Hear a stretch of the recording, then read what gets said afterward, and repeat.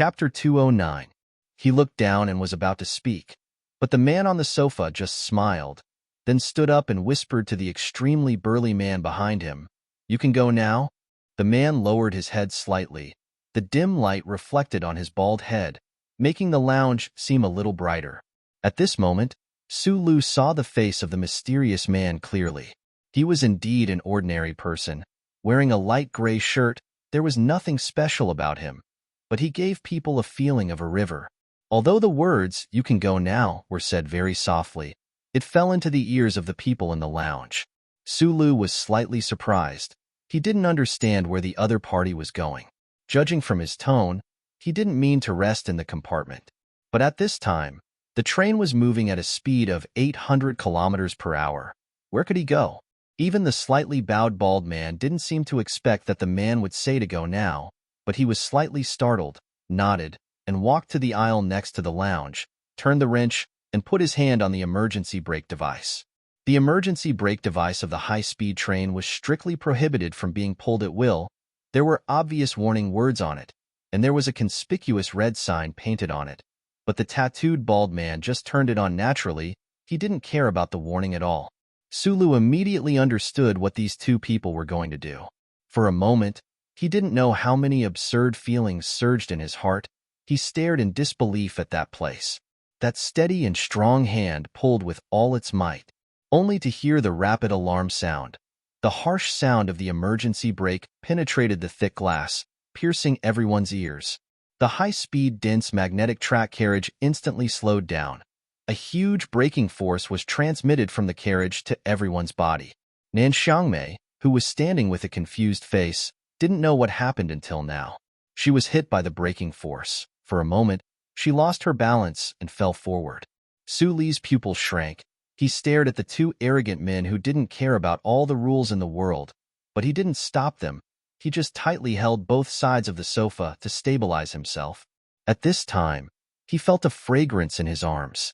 He subconsciously reached out to support Nan Xiangmei's body, his hand on the girl's waist, but he still couldn't stop Nan Xiangmei from falling into his arms. Warm and tender, the ear-piercing braking sound finally stopped. The train was like a wounded serpent.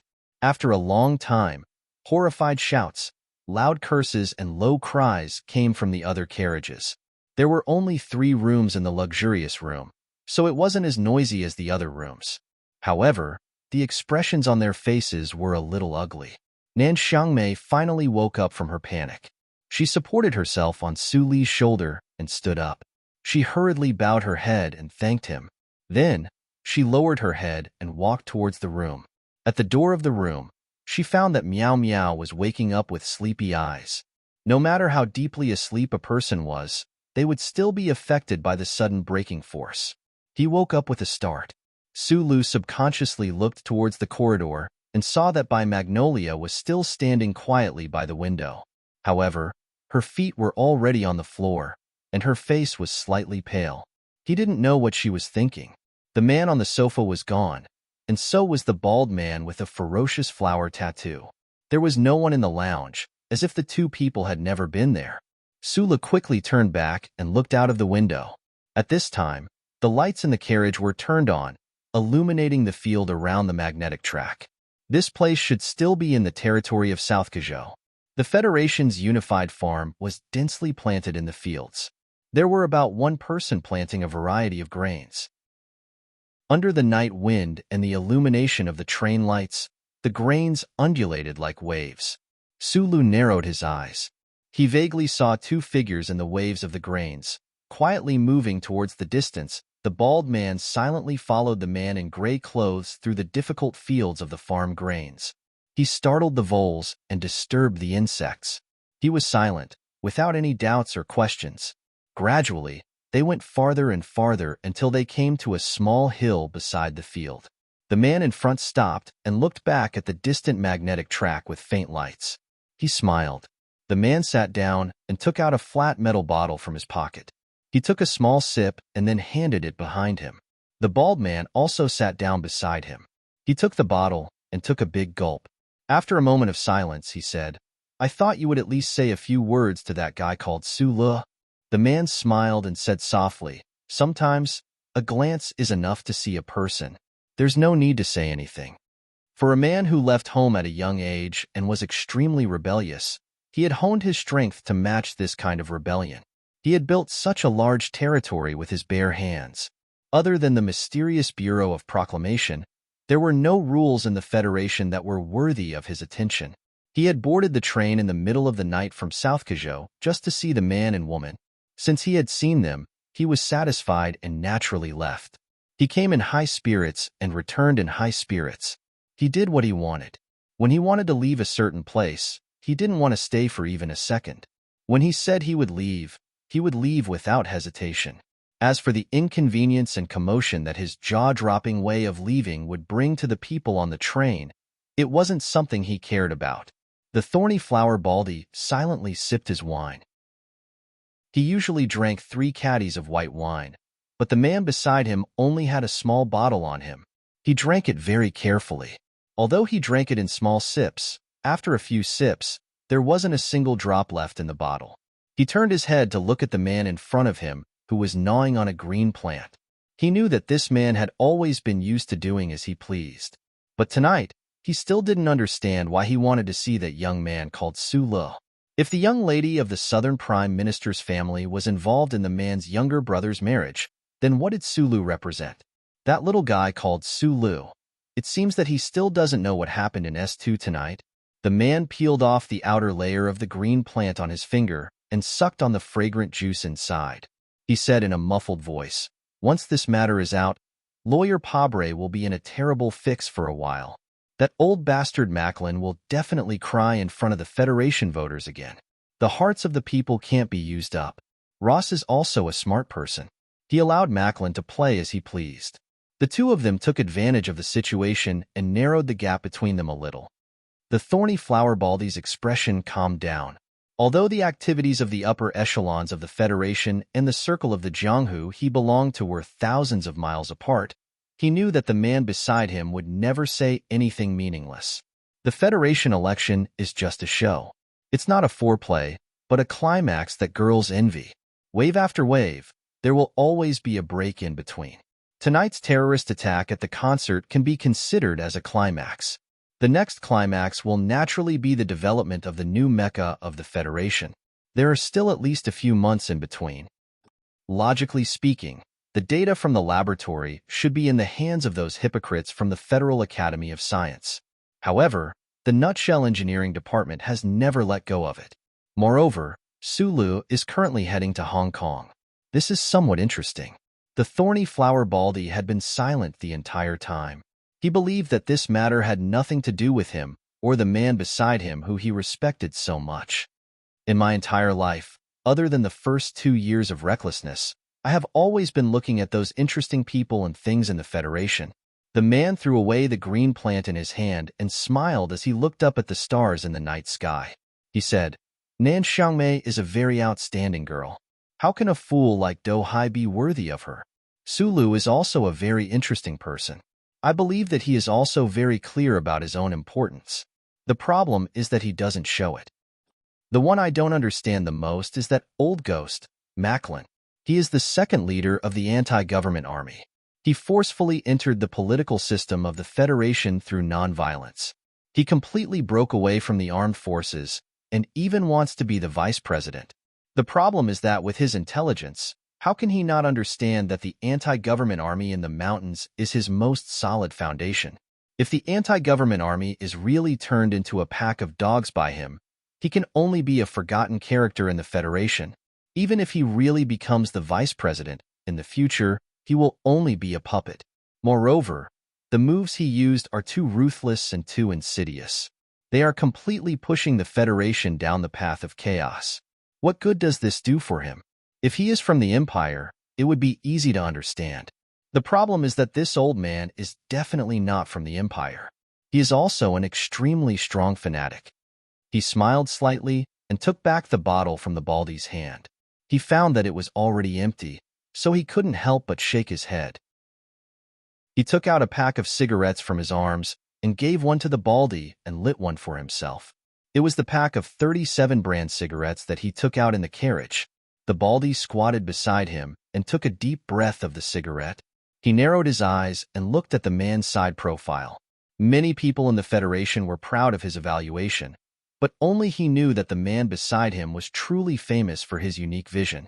That pair of eyes that were praised by people for being able to appreciate beauty in the universe.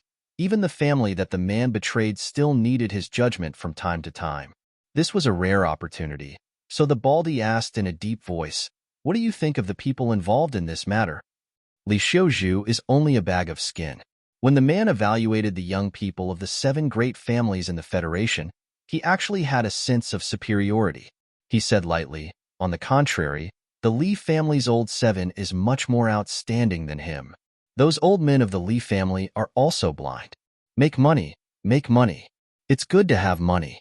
What good does it do to get involved in this matter?" However, that brat Li Xiaodong isn't really smart. If he didn't want to get involved, then he shouldn't be so close to Su Lu. The topic turned back to Su Lu. Tonight, he boarded the car to look at people. This man was mainly looking at Su Lu.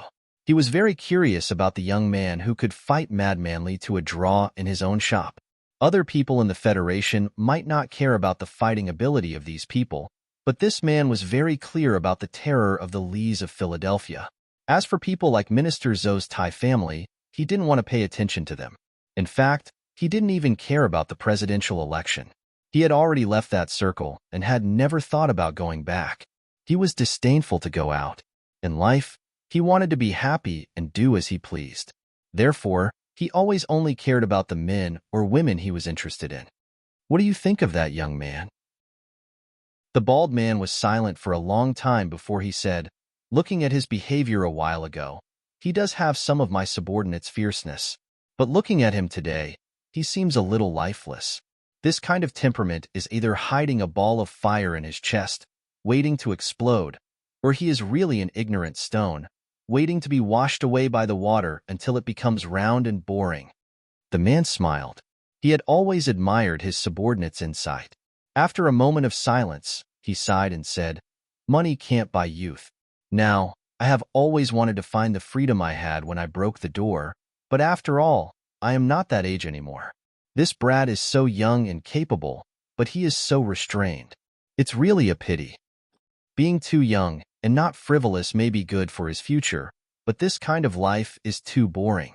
However, the delicate man next to him is quite interesting. Do you know who he is? It should be his secretary, Bai Yulan. Since they wanted to find out what train Su Lu was on, the bald man naturally did some work. He said with a smile, "Under the feminine appearance, there is a poisonous snake hiding. He can be considered a character. There are many hidden dragons and crouching tigers in the Federation, not to mention in a gloomy place like Whitewater. I am just a little curious. How did a boring young man like Su Lu manage to subdue such a character?" The bald man smiled bitterly and looked at the vast wilderness under the hill, where there was no road in front of them and no airport behind them. He said, "I am just curious. Are we going to walk back to Nank?" Su Lu lowered his head and drank the water in the cup. He felt that there was no taste in his mouth. Previously, the emergency brake had caused the cup in the luxury box to fall to the ground, and many places were wet. At this time, Bai Yulan was silently cleaning up. The patrol on the high-speed train had already been here before. This kind of vicious incident caused a commotion, so naturally, they needed a reason to quell it. The fingerprints on the emergency brake had been sampled. Su Lu and Nan Xiangmei were both interviewed for a few minutes before the train started again. They didn't have to wait for a long time to solve the case. Su Lu looked at the dark wilderness outside the window and couldn't help but think of the back of the 2 people in the waves that were taller than a person's head. Using this kind of method to leave was not only elegant, but also arrogant. Su Lu should be against this kind of behavior from the bottom of his heart, but he didn't know why. But when he thought of the style of the 2 people, there was a trace of yearning and desire. At this time, Bai Yulan had finished cleaning up the carriage and sat back in front of him. She was quiet and didn't say a word. Su Lu looked at her and couldn't help but ask, "I don't know the identity of the 2 people just now." The 20 million had already been accepted. Bai Yulan played the role of a personal secretary perfectly. She replied softly, "He's a powerful character." This was nonsense. Although Su Lu didn't have the urge to take back the 20 million, He was still a little unhappy and lowered his head. I only know the bald guy with the flower tattoo. Bai Yulan lowered his eyes and took out a small knife from his trouser pocket with his right hand and calmly placed it beside him. When the two men got on the train, he had been keeping his hand in his trouser pocket. His fingers might have been holding this delicate knife all the time. Bai Yulan was a delicate man, and the weapon he used was also very delicate. It was naturally inconvenient to use a military knife outside, so he changed to a small knife, but still looked delicate.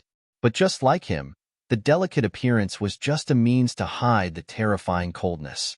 At the mention of the man with the ferocious flower tattoo, the delicate man's face turned slightly pale. He wasn't nervous, but rather excited. However, his voice was still extremely soft and gentle. I'm the one who takes on all of Team 7's private jobs. The company also often takes on some shady missions, so I do know a little about these reckless people in the Federation. Sulu raised his head and looked at him with some surprise. He was just asking casually, but he didn't expect Bai Yulan to really recognize the man. The big man with the flower tattoo is called Zhang Xiaohua. Bai Yulan pinched the delicate knife between her two fingers and carefully trimmed her nails. She lowered her head and said, "Don't be fooled by his old-fashioned and stingy name. He's actually a very magnanimous person. All the underground businesses in South Kazhou are under his control. Most people call him Uncle Hua. Don't be fooled by his appearance. The big guy is actually very wise. In fact, this Uncle Hua of South Kazhou is as meticulous as his name suggests. You must know that there is no future in the underworld of the Federation. Regardless of whether guns are banned or not, as long as the Constitution exists, as long as the government doesn't like it, they can casually kill these reckless people. But this Uncle Hua is still alive, and he is living a good life. Just this point alone is enough to make people admire him." Sulu heard this and nodded. He remembered when he was young, the underworld of Hushi State was defeated and disbanded because of the government. They retreated to the orphans behind Zhonglo Street, which indirectly led to his first killing. The Federation doesn't allow vicious cases to happen, and law and order have been good for countless years. The underworld does not seem to have a future. When this Uncle Hua started his career at the beginning of the year, he had a murder case. I don't know where his luck came from, but he actually found a boat and hid in Bermuda for a few years. Then, for some reason, he returned to the Federation and turned himself in. For some reason, the district court was lenient. In total, he only spent 7 years in prison. How old is Uncle Hua now? Should be 43. Normally, Sulu would ask Bai Yulan at this time. If he were to face Uncle Hua head-on, he would probably have a chance of winning. However, Sulu had never been very curious in this aspect, and he didn't think that he would meet Uncle Hua in the future, so he didn't ask. Bai Yulan had finished trimming her nails and sheathed her knife. She lowered her head and calmly said, "I'm probably not his match, but if he wants to kill me, he will have to shed at least 3 pounds of blood." Sulu was slightly startled, but then he thought that if the bald man named Zhang Xiaohua was such a sharp character, then what kind of character would that 30-year-old man be? Chapter 210.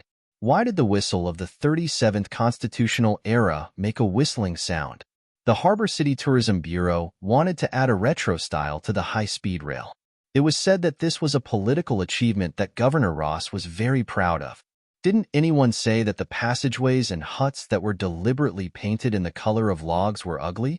Harbor City was the largest and most prosperous city in the Federation.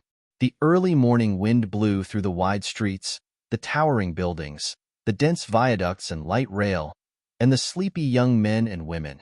Where did they come from? From the absurdity of the night? If it was night time, what kind of lights would this huge city shine under the clouds? Would it be like a monster? At this time, the cement and glass intertwined, which already gave people pressure. If it was dark at night, would it make people want to vomit? Desire? People lived according to the arrangement of desire, especially in this city called Harbor City. He thought of those young men and women with heavy makeup. Their day was a dream, and their night was absurd. Why could the air of this city faintly smell the disgusting smell of bodily fluids? He thought of vomiting again. Sulu pulled the heavy black box and stood silently at the entrance of the Harbor City high-speed rail station. The exit was on the lower floor of the station's giant dome building. Facing the big lake of Harbor City was the famous Federation. The lake water in the early morning didn't have a trace of freshness. It was only warm to the point that it made people feel a little wet. Sang Lake, the largest lake in the city among the three major regions of the Federation and several galaxies. Across the slightly foggy lake, a large number of densely packed high-rise buildings symbolizing wealth and status could be seen. The distance between those buildings was so close that they actually blocked the rising sun from the east, making this bustling city inexplicably reveal a trace of gloomy feeling. What a shitty place. It was the first time that Sulu came to the most famous harbor city in the Federation, but he didn't have the slightest excitement. He lowered his head and softly cursed. He pulled the box and walked outside. Bai Yulan, who was not far behind him, silently looked at his back and followed him. Bai Yulan knew that Sulu was not in a good mood. In fact, that quiet and honest face of his seemed to be hiding an uncontrollable anger. But where did this anger come from? In Bai Yulan's heart, Sulu had always been a calm and collected young man who was used to facing everything with a cheerful smile. There had been no problems during the journey last night as well, so why did his mood suddenly change so much? It was definitely not because of the two men who got on the bus halfway, nor was it because of the young lady of the South Prime Minister's family. It also had nothing to do with Park Ji-ho's widow. So where did this sudden change in mood come from?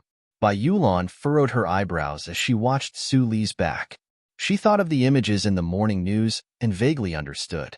However, she didn't understand why that piece of news in District S2 would change Su Lu from a quiet and self-contained young man into a young man who would become incomparably enraged by anything he saw, gradually becoming bitter and unkind. The taxi came, and Su Lu and Bai Yulan got on. The taxi drove for more than 40 minutes, but they still only passed through a very small area of Harbor City. The car passed through these streets and alleys and overpasses. Su Lu narrowed his eyes as he looked at the unfamiliar city streets outside the window. His expression gradually calmed down, but the trace of irritation hidden in his eyes would never stop. From time to time, the sound of emergency news on the big screen on the street would spread into the taxi. The current death toll is more than 300 people. As the rescue work continues, the death toll may rise to an unbearable number. A reporter from the Federation News Channel said in a trembling voice, "No organization or individual has taken responsibility for this terrorist attack. 7 staff members of Senator Medellin's office were killed in this terrorist attack. The senator himself was not seriously injured." The Bureau of Proclamation has classified this incident as a second-order criminal case. The president's office has confirmed that all the attackers are dead. Their identities and past records are being confirmed. A concert called Peace turned into a massacre in the end. What does this mean? The peace process of the Federation is covered with a shadow at this moment. The taxi stopped at the Peninsula Hotel booked in advance. The most luxurious 5-star hotel in Harbor City did not make Su Li's mood slightly better. He pulled the heavy black suitcase into the elevator and entered the room. Without tipping the waiter, he directly turned on the ultra-thin light screen on the wall. The room on the top floor of the Peninsula Hotel was very expensive and large, including the TV light screen. The gradually lit-up light spots gradually condensed into a clear news picture. In the Civic Stadium of the 4 states in Region S2, the colorful lights and ribbons that were originally arranged for Jian Shui'er's peace concert had all turned into ashes and ruins at this time. The cliff smoke had dispersed. The stands in the southeast corner of the stadium, which could accommodate 80,000 people, had all been blown up. However, there was not much blood in the picture. The blood might still be hidden in the dust. In the ruins, the lights of the police and ambulances flashed continuously in the gray sky. The anxious and sad voice of the news reporter seemed incomparably pale at this moment. Last night, at the invitation of the government of the 4 states and Senator Medellin, Jian Shui'er held a concert called Peace in Region S2.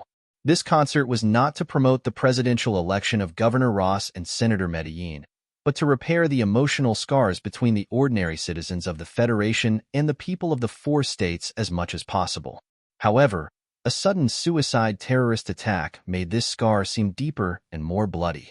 The tragic scenes in the news picture, the moaning of the injured in the ambulances and the hospital, the cold and gradually rising number of casualties, were like cold question marks asking everyone in the Federation. Sulu sat up straight on the sofa with his hands on his knees. He silently and attentively watched the scenes in the news. He had not heard the name Jian Shuier for several days. Recently, the TV series on Channel 23 of the Federation had changed to one episode a week. It was said that this national idol of the Federation was too busy with her studies. He did not expect to hear news of Jian Shuier again. It was so sudden that it was hard for him to accept. Sulu was an angry youth. He had always thought that Jian Shuier had saved him in the Linhai State Gymnasium. He owed her a life. The news confirmed that Jian Shuier was still alive, so he was not too worried. The reason for his anger was the innocent casualties in the news picture.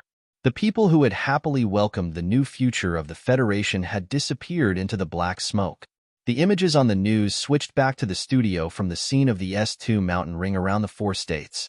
In the studio, the middle-aged host was saying something to 2 anti-terrorism experts. Sulu did not listen to the specific process of the terrorist attack. Under the pressuring of the host, the 2 experts were still unwilling to guess who the mastermind behind the terrorist attack was. The Federation had the terrifying enemy of the Empire, but under the glory of the Constitution, within the Federation, the only force that had the ability to avoid the joint surveillance of the Federation military and police, create such a shocking tragedy, and have reason to do this, should be the anti-government army. On the last day of last year, Senator Pabre had brought the Federation a New Year's gift that the people had been longing for. The anti-government army and the Federation government had officially reached a reconciliation agreement. Under this background, although the 2 anti-terrorism experts had probably long determined who the mastermind behind the scenes was, they were still cautious and refused to open their mouths. Senator Medellin is about to make an announcement.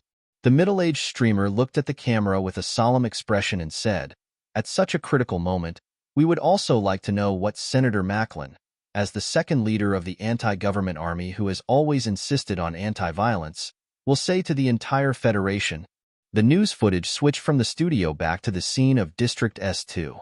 Surrounded by countless reporters and cameras, Senator Macklin, who was wearing a black suit, slowly walked onto the news platform. This legendary politician was affected by the terrorist attack last night and also suffered some minor injuries.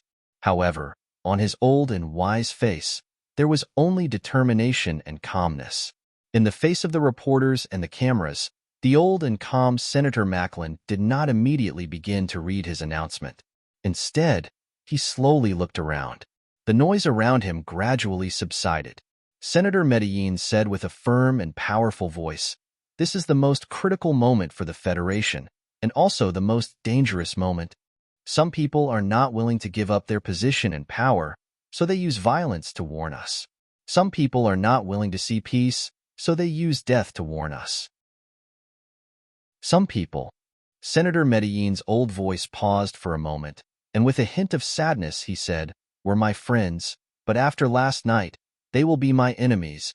Senator Medellin looked at the crowd in front of the Parliament building quietly and slowly raised his right hand. "Some people want to use violence and death to warn us, infuriate us, and destroy the current peace situation of the Federation. But we," his voice became heavier, and he said word by word, "if we also use violence and death to respond to them, then what is the difference between us and them? I have 7 friends that I spend time with every day, and they died in this shameless assassination. I also know that 300 people, or even more, died with them." Senator Medellin's eyes were a little wet, and his old voice sounded very moving in the cold wind of the Parliament building. "In order to kill me, this old man, so many innocent people have died. I feel endless sadness and guilt." Then, his old body bent down and bowed at a 90-degree angle. After a long time, the flashes around him sounded. Sulu quietly watched Senator Medellin's speech on the news. Then, he lowered his head, crossed his legs, and buried his head between his knees. He said in a low voice, "Fuck you." Chapter 211. After Bai Yulan gave the waiter a tip, She quietly stood behind the sofa with her hands tucked into her pants. She leaned against the wall with a floral pattern and calmly and indifferently looked at Su Li's back. He had already confirmed that Su Li's anger hidden behind his silence was directed at the terrorist attack last night. But what did the incident in District S2 have to do with this young technical director? Why was he so sensitive and angry? What do you think of this? Su Lu, who was sitting on the sofa, suddenly asked without turning around. Bai Yulan's eyelids drooped slightly as she looked at the tip of her shiny leather shoes. After a moment of silence, she said, "The anti-government forces have already issued an announcement condemning this terrorist attack. Councilman Prabel's office also reacted as soon as possible. Unless the Bureau of Proclamation can trace the dead back to the anti-government army, they will definitely not admit to it. I don't think this was the decision of the anti-government army committee. It should be the work of some young hardliners." Bai Yulan lowered his head and analyzed. Because he was a secretary who received 20 million, he didn't understand what this major incident in the Federation had to do with himself and Su Lu, but he still spoke softly. "It seems that the rumor that there are hardliners in the anti-government army in the mountains who are very dissatisfied with Senator Medellin's capitulation and want to use blood to punish him is true. Next, someone will have to pay the price. Regardless of whether the investigation results are found or not, the president has to give the victims of the attack an explanation." Bai Yulan raised her head, shrugged, and said, "If the war starts again, Senator Parbel will suffer the most. The reconciliation agreement reached before the year will become a piece of paper. His biggest political capital in the presidential election will immediately depreciate, and it might even become a debt." This wasn't a very good analysis. Magnolia's delicate appearance hid a fierce fighting ability, but he was not a strategic analyst after all. The experts on the TV news who were bolder because of Senator Macklin's speech also began to analyze the impact of the attack on the concert on the peace process of the entire Federation, as well as the impact of the presidential election that was going to be held in full swing this fall. Su Lu lifted his head from between his knees and looked at the news expressionlessly. He knew that there was nothing wrong with Magnolia's analysis. Just like what most people had guessed and thought, no one would think that the mastermind behind this terrorist attack was Senator Macklin. This was because even if Senator Pabre's election was thwarted, Senator Macklin, as the second in command of the anti-government forces, would still be viewed with hostility by many of the Federation's voters. Senator Macklin's image in front of the people of the Federation was that of an old man who abided by nonviolence. He had no reason or ability to create such a terrorist attack. None of the citizens of the Federation would doubt the old man, especially after the tearful scene just now. The people who had calmed down even faintly hoped that the peace process of the Federation would not end because of this terrorist attack. Then, who else could lead the negotiations between the government and the 4 provinces in the future other than Senator Medellin, who had 7 of his subordinates tragically killed and himself injured? Although there were tens of millions of people, Su Lu watched the news in silence, not believing it. He didn't have any evidence, and he didn't even have the logic to make an inference. He just relied on his intuition and his twisted personality to attribute the responsibility of the attack on the concert in the 4 provinces to Macklin. This was an unreasonable way of thinking. The delicate secretary behind him wouldn't think this way, and the officials wouldn't think this way either. However, Su Lu was someone who had experienced the assassination at the Linhai State Gymnasium.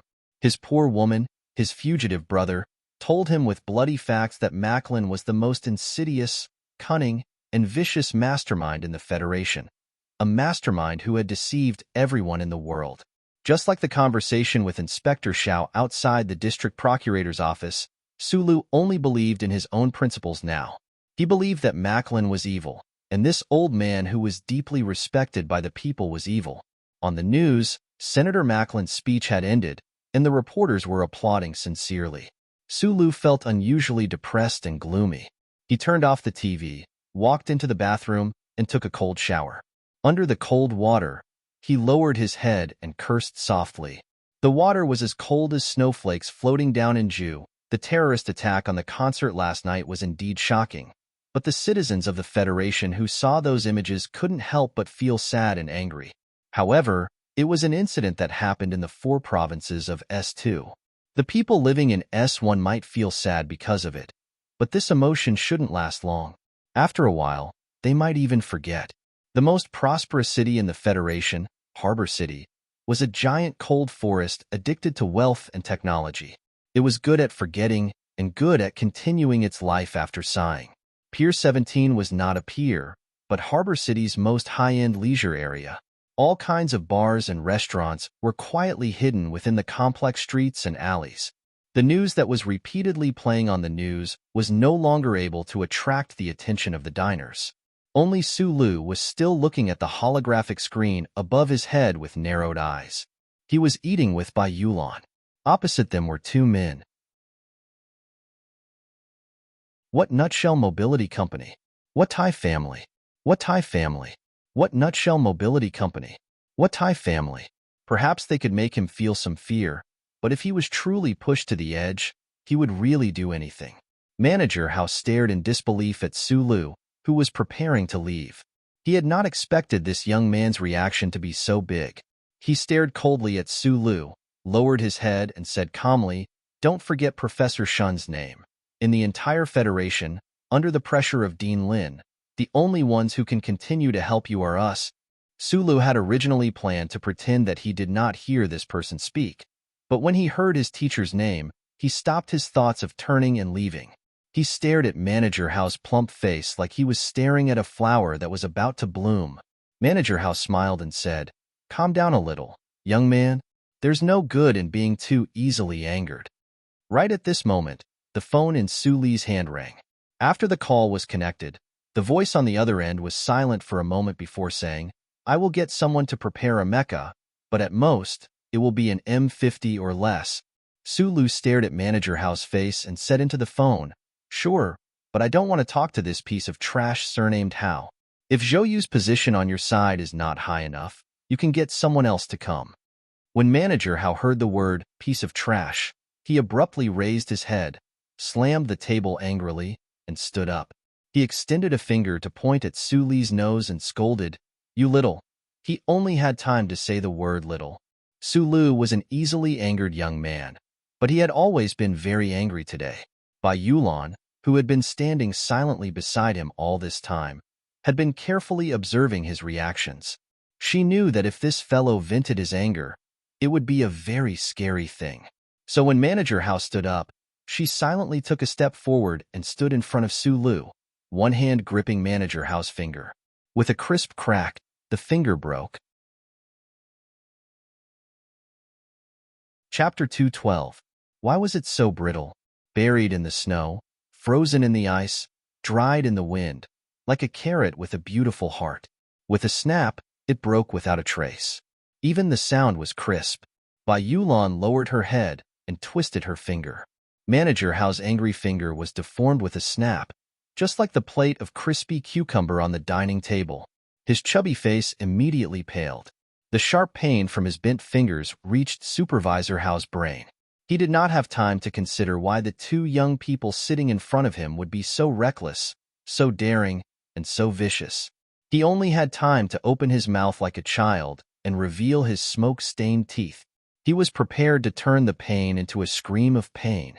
Bai Yulan kept her head down and stood gently beside Su Lu. Her left hand had already picked up a piece of bread from the table and brought it to Manager Howe's mouth at some point. She coldly stuffed it in, turning the scream he hadn't yet let out into a muffled grunt. Manager Howe's mouth was stuffed with bread. Beads of sweat flowed down his face. His pupils constricted and his body collapsed. He held his hand in pain and leaned on the sofa, his body curling up in pain. Zhou Yu abruptly stood up and stared at the delicate man in disbelief. He didn't know the identity of the delicate man besides Su Lu, but he really didn't expect that the other party would be so ruthless just because of a small disagreement. Bai Yulan didn't even look at Zhou Yu. She kept her head down and took a step back. She retreated behind Su Lu, as if nothing had happened. She was ladylike and calm. Su Li's contact with the Nutshell Engineering Department was, of course, very careful in order to hide it from the eyes of many people in the Federation. The two parties arranged to meet in the depths of an inconspicuous restaurant at Pier 17. The previous scene didn't alarm the other diners. He held the phone in his right hand and looked at the chubby manager on the sofa. He then raised his head to look at Zhou Yu and shook his head. Zhou Yu's brows furrowed as he looked at by Magnolia. He wondered where Sulu had found such a person. She looked like a girl, but when she fought, she was so direct and ruthless. I'll send Supervisor Hao to the hospital. Zhou Yu looked at Sulu and sighed. I don't know what's wrong with you today. Why is your temper so bad? Sulu did not expect Secretary Bai to publish the book before him. Furthermore, she broke the other party's finger. If it was in the past, he would definitely not agree with this. However, for some reason, he was only startled today and did not express any opinion. He nodded at Zhou Yu and walked out of the restaurant with the white magnolia. He spoke into the phone. Manager Hao needs to go to the hospital and can't talk to me. You should choose someone else to talk to me. My request is still the same. Zhou Yu helped Supervisor Hao stand up. He smiled bitterly and wanted to say a few words of comfort, but he didn't know what to say. By this time, Supervisor Hao had adapted to the pain of his broken finger. His face was pale as he spat out the bread in his mouth with his tongue. He was battered and exhausted, but he bitterly cursed, I'm going to kill him. I'm going to kill him. Zhou Yu was silent for a few seconds before reminding him, Sulu has been speaking directly with Secretary Shen. The previous call should have been made to Great Secretary Shen. This sentence did not reveal much information, but it was very important. When Supervisor Hao heard the words Great Secretary Shen, he suddenly froze in place. He was silent for a long time, as though he had forgotten about his broken finger. He looked at the restaurant's exit with resentment. He knew that he had misunderstood the true meaning of today's meeting. He had completely misjudged the background of the third-level technical supervisor. However, how could he accept that the other party was so vicious? However, if the other party was someone who could directly negotiate with Great Secretary Shen, even if he was unwilling, he probably could not find a way to get revenge. Zhou Yu was also silently looking at the restaurant's exit. At the exit, Sulu had already hung up the phone. He silently walked toward the sunny streets of Harbor City. Behind him, the vicious and delicate man was silently following him, pulling a black leather suitcase. In his impression, Sulu had always been a quiet, calm, amiable, and trustworthy young man. He had never been so intense and gloomy as he was today. What could have caused such a big change in his state of mind? Sulu was in front, and Bai Yulan was behind him. Two young men and a heavy black suitcase walked in the Federation's most prosperous city. They were like two fellows carrying a huge treasure walking beside the salivating mouth of a giant shadow beast. Perhaps it was the terrorist attack at last night's concert, or perhaps it was the touching scene of the senator's speech on the news, which made Su Li's mood extremely bad. Otherwise, he would not have acted so tough in the restaurant earlier. In fact, since he was young, he had always been a very easygoing person. On the surface, his personality was very gentle. Or perhaps it was the two insufferably arrogant men's backs when the high-speed train came to an emergency stop last night. That arrogant back view that treated all the rules of the world as trash had touched some corner of his heart? Sulu did not know that the most flashy and arrogant leader of the 7 big families in the Federation had once given him a complex evaluation that he was too young and not frivolous. In fact, he was still a young man in his 20s. How could his temperament not be filled with the scent of youthful hormones? However, in the past, due to objective or subjective reasons, Su Li's frivolous temperament was hidden extremely well. It was transformed into an external display of stubbornness. Now, this temperament was gradually revealed due to his anger. Unfortunately, before he could show anything, the usually silent Bai Yulan made a move first. Sulu looked back at Bai Yulan, smiled, and said, "Let's go for a drink?" Not far in front of the two of them, there was a tavern emitting the smell of oak. Zhang Xiaohua, the big boss of Nank, could easily find out that Sulu had left the capital special district and was heading to the port city. He could find out which train he had taken and which carriage he had taken. He did not know if the Federal Academy of Science and the Li family had relaxed their surveillance of him, but Sulu was a very careful person. Looking at the 30-year-old amber wine gently swirling in his glass, Sulu thought of the ancient song called 27 Days of Wine. Naturally, he thought of Child Sure, who loved to sing this song with tears streaming down his face. He raised his glass to the same level as his eyebrows and stared blankly at the wine in his glass. Through the wine, he noticed the two drinkers in the dark corner of the tavern entrance. The two drinkers looked very normal, but Su Lu felt that there was something wrong. If they were spies like Shi Qinghai, who had received a systematic and cruel education, they would definitely be able to find loopholes in the many details surrounding these two drinkers. However, Su Lu did not have this ability. He only had a natural sense for danger, and after escaping from the Donglin district, he was always cautious at every moment. He did not know if they were government agents or peripheral military personnel from the engineering department. If they were professionals sent by the Li family, then this matter was somewhat troublesome. Su Lu stared blankly at the wine in his glass. This trip to the port city was originally just to see if Secretary Shun was sincere in fulfilling the agreement. At the same time, he also thought about the development of the new generation of MX Mecha. He wanted to see the progress of the engineering department and see if he needed to take the risk to provide those solutions. He brought Secretary Bai here because Secretary Bai had personally operated this new type of mecha before. If he could have a private space to face the new type of mecha, then Secretary Bai would be equivalent to his test pilot. The Li family and the Academy of Science would probably not believe that he had the core data. Since Secretary Shin trusted the engineering department, then the Tai family must have a great influence on the upper management of the Nutshell engineering department. There would not be a problem of secrets being leaked. However, if the eldest young master of the Li family knew that he had come to the port city, would he think more? At the very least, he could not let the other party see that he was in contact with the Nutshell engineering department. Su Lu put down his wine glass. Just as he was about to stand up, he realized that Bai Magnolia, who had been silently drinking orange juice on his left, had once again stood up before him. Bai Magnolia put the ice in her mouth. Without saying anything, she walked towards the back of the pub. The two people in the shadows at the entrance had already planned for this situation. One of them pretended to be drunk and followed her to the back of the pub. No matter how prosperous the city, no matter how modern the era was, the back of the pub was always quiet, messy, and dirty. There were rats in the trash bins, pee stains under the paint peeling off the walls, and traces of vomiting last night. Bai Magnolia did not smoke and did not drink today. Naturally, she would not vomit in the back alley. She just closed her eyes, unzipped her pants, and happily peed. The pub patron also came to the back alley and started to pee. He did not need to follow them, but he was worried that the two targets would split up. Therefore, to be careful, he did not want to let the target out of his sight. There are so many people drinking at noon in the port city. Bai Magnolia trembled and silently walked towards the pub patron. She said softly, "You did not pee? It's none of your fucking business."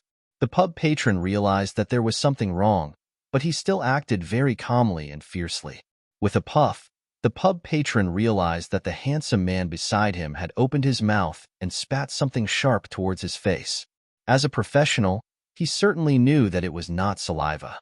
Naturally, he associated it with some insidious hidden weapons in the rumors and quickly retreated. His retreat was not as fast as Bai Magnolia's advance. The pub patron groaned and touched his waist with his right hand, while the two fingers of his left hand fiercely pierced into Bai Magnolia's expressionless eyes. However, he lost his balance at this time because Bai Magnolia had lowered his head and stepped forward, coincidentally stepping on his shoelaces. With the two fingers in the air, Bai Magnolia's left hand turned into a knife and smoothly chopped towards the pub patron's neck. There was no wind, but it was extremely cold. The pub patron did not have time to take out his gun. He blocked it with his arm and quickly stepped back with his left foot, stepping on the wet ground of the back alley to keep his balance. However, he immediately felt that the other side of his neck was cold. Bai Magnolia loosened his right hand. He did not know when there was a delicate knife in his right hand. At this time, the delicate knife had been quietly inserted into the pub patron's neck, like a branch inserted into the soil. He then loosened the shoelaces of his right foot and reached out to grab the pub patron's tie, not letting the still twitching body fall down. Bai Magnolia opened the garbage bin, stuffed the pub patron into it, and carefully pulled out the knife. Almost at the same time, He quickly closed the lid of the garbage bin. Through the metal lid, the sound of rain spraying faintly sounded in the garbage bin. By Magnolia wiped the knife clean and walked into the pub with a calm face. Chapter 213. The glass of amber liquor was still on the black and white stone table. The wine was fermented and distilled, mixed with years of time in the cellar. It gradually permeated into people's noses. Although it was not as clear as the diluted essence sprayed from the oak barrel outside the pub, it was very infectious, as if it had a life of its own. Harbor City was a city that was greedy for enjoyment. These days were the Federation's summer holidays.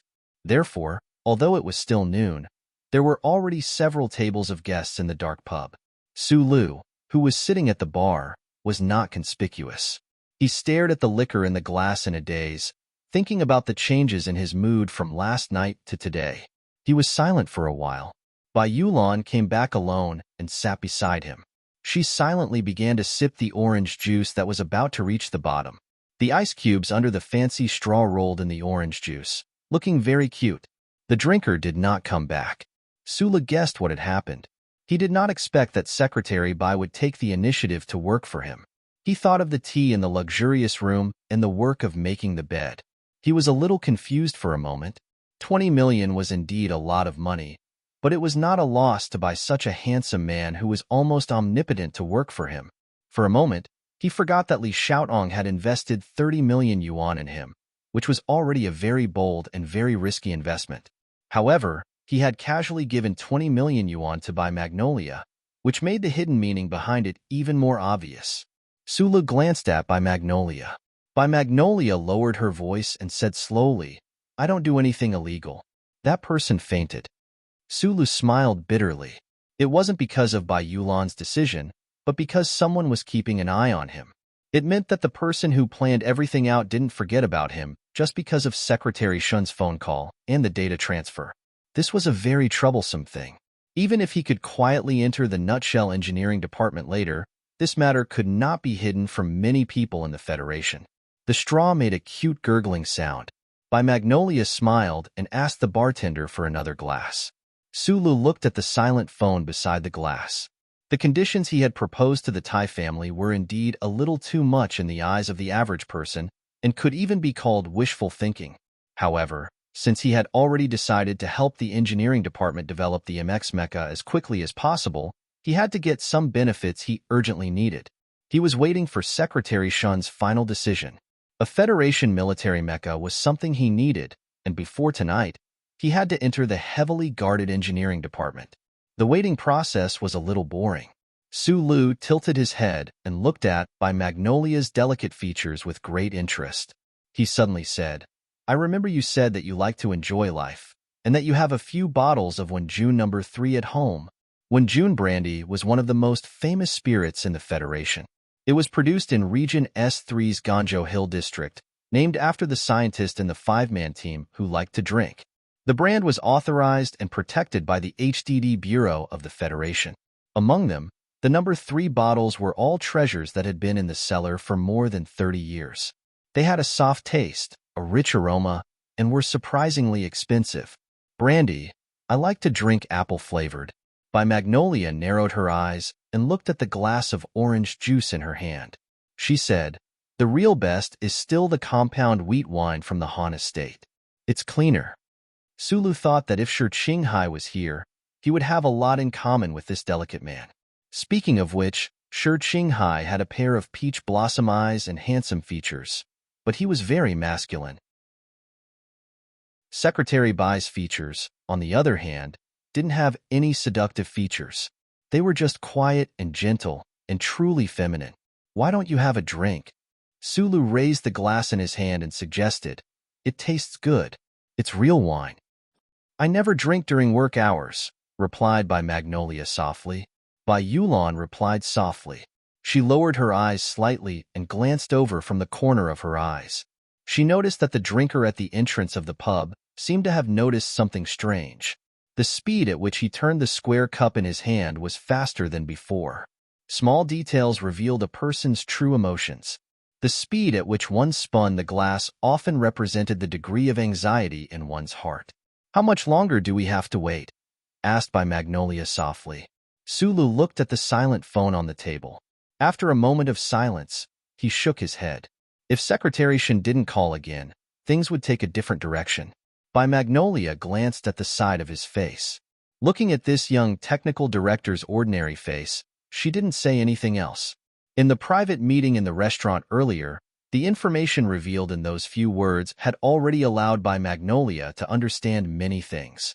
Even though Sulu still hadn't told her clearly, she knew. This 20 million Federation dollars was really not easy to earn. This matter seemed to involve the development of the new generation of the Federation mecha, the MX mecha.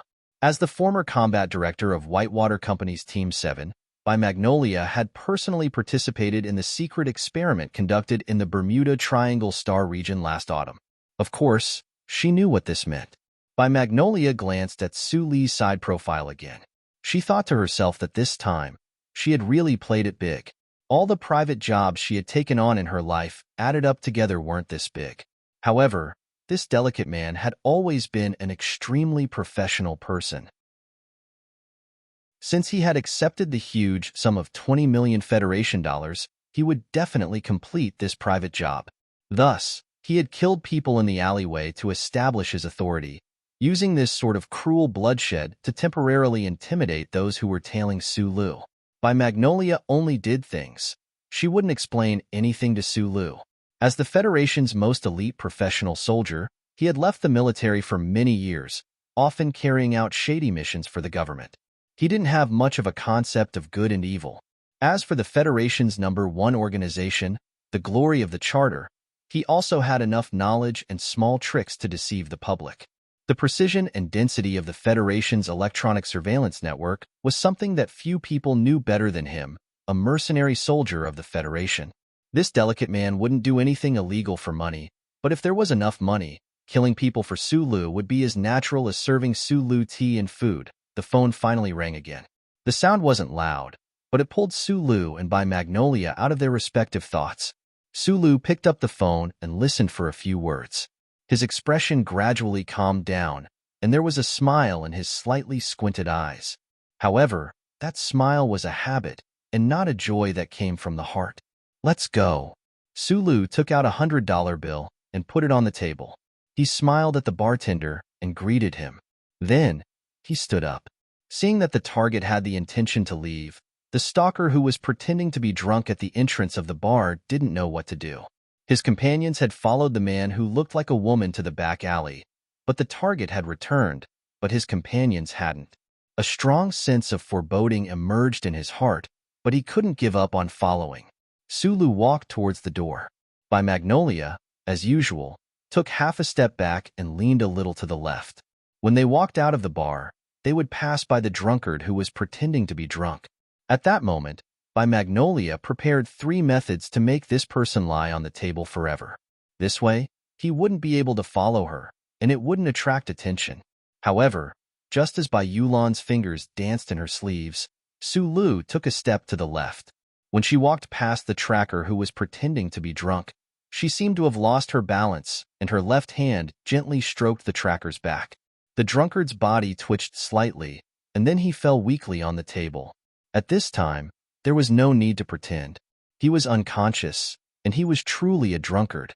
Sulu and By Magnolia didn't stay for a moment. They directly walked out of the bar. By Magnolia, who was walking behind them, slowly raised her head. Her eyes narrowed slightly, and she looked at Su Li's back with complex emotions.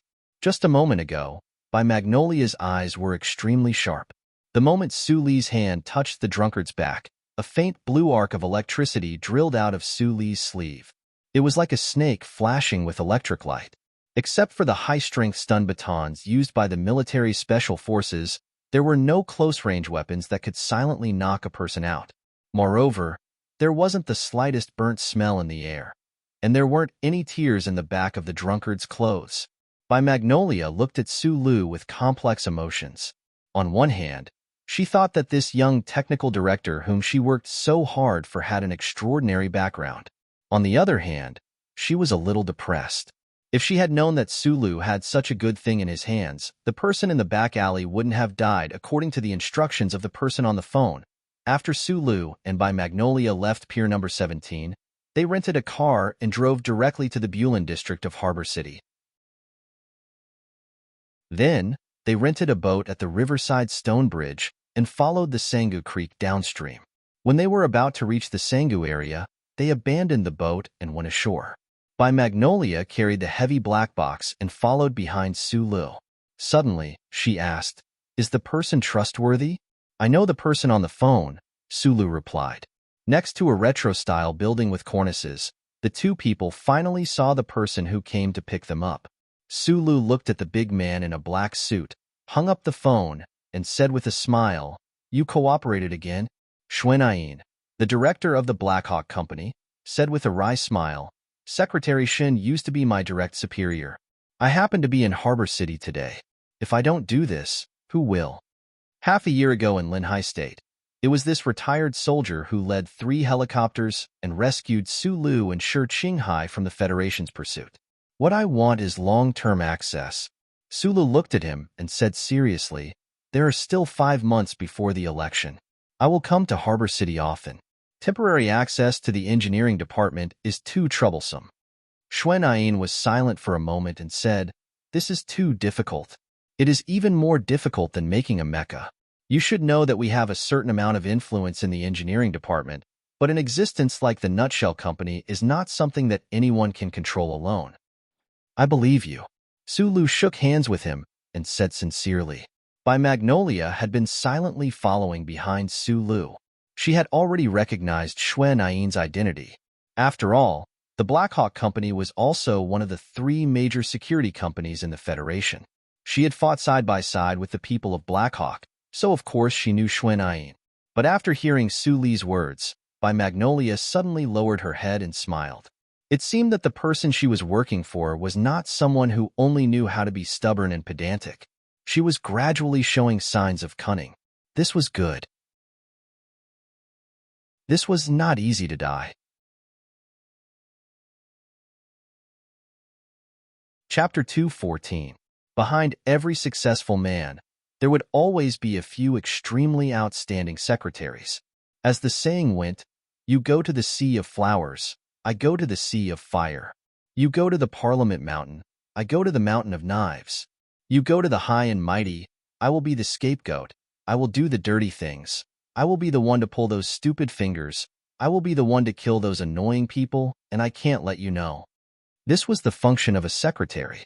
Today, Sulu was still 420 light-years away from success, but he already had a secretary by his side called Bai Yulan. She was submissive, but extremely useful. For a successful person like Li Xiuzhu, the young master of the Li family, the vice president of the Sanlin United Bank, he would naturally have many secretaries. Secretary Liu was the one with the highest rank and the most trusted. Secretary Liu, who was not by Li Xiuzhu's side, was an important figure in the Federation's financial world. He was a high-ranking officer in the company and had an enviable life. Today was still the summer holiday. He was on vacation with his beautiful wife and obedient daughter in the Demonstration Ecological Park in the outskirts of the capital. With a clear pond in front and a happy family in the garden behind, Secretary Liu stole half a day of leisure. He covered his face with a straw hat to block the rays of sunlight that leaked in through the bamboo canopy. The fishing rod in front of him bobbed up and down quietly on the surface of the water. He didn't care at all about the fish stealing food. A phone call disturbed his peace. Secretary Liu took off his straw hat and quietly listened to the report on the other end of the phone. His expression gradually became serious. That technical supervisor called Sulu had gone to Hong Kong. The two subordinates in charge of tracking and surveillance had suddenly lost contact. They didn't know where that fellow had gone. Secretary Liu was silent for a moment. Then, he made a few more calls and arranged some things.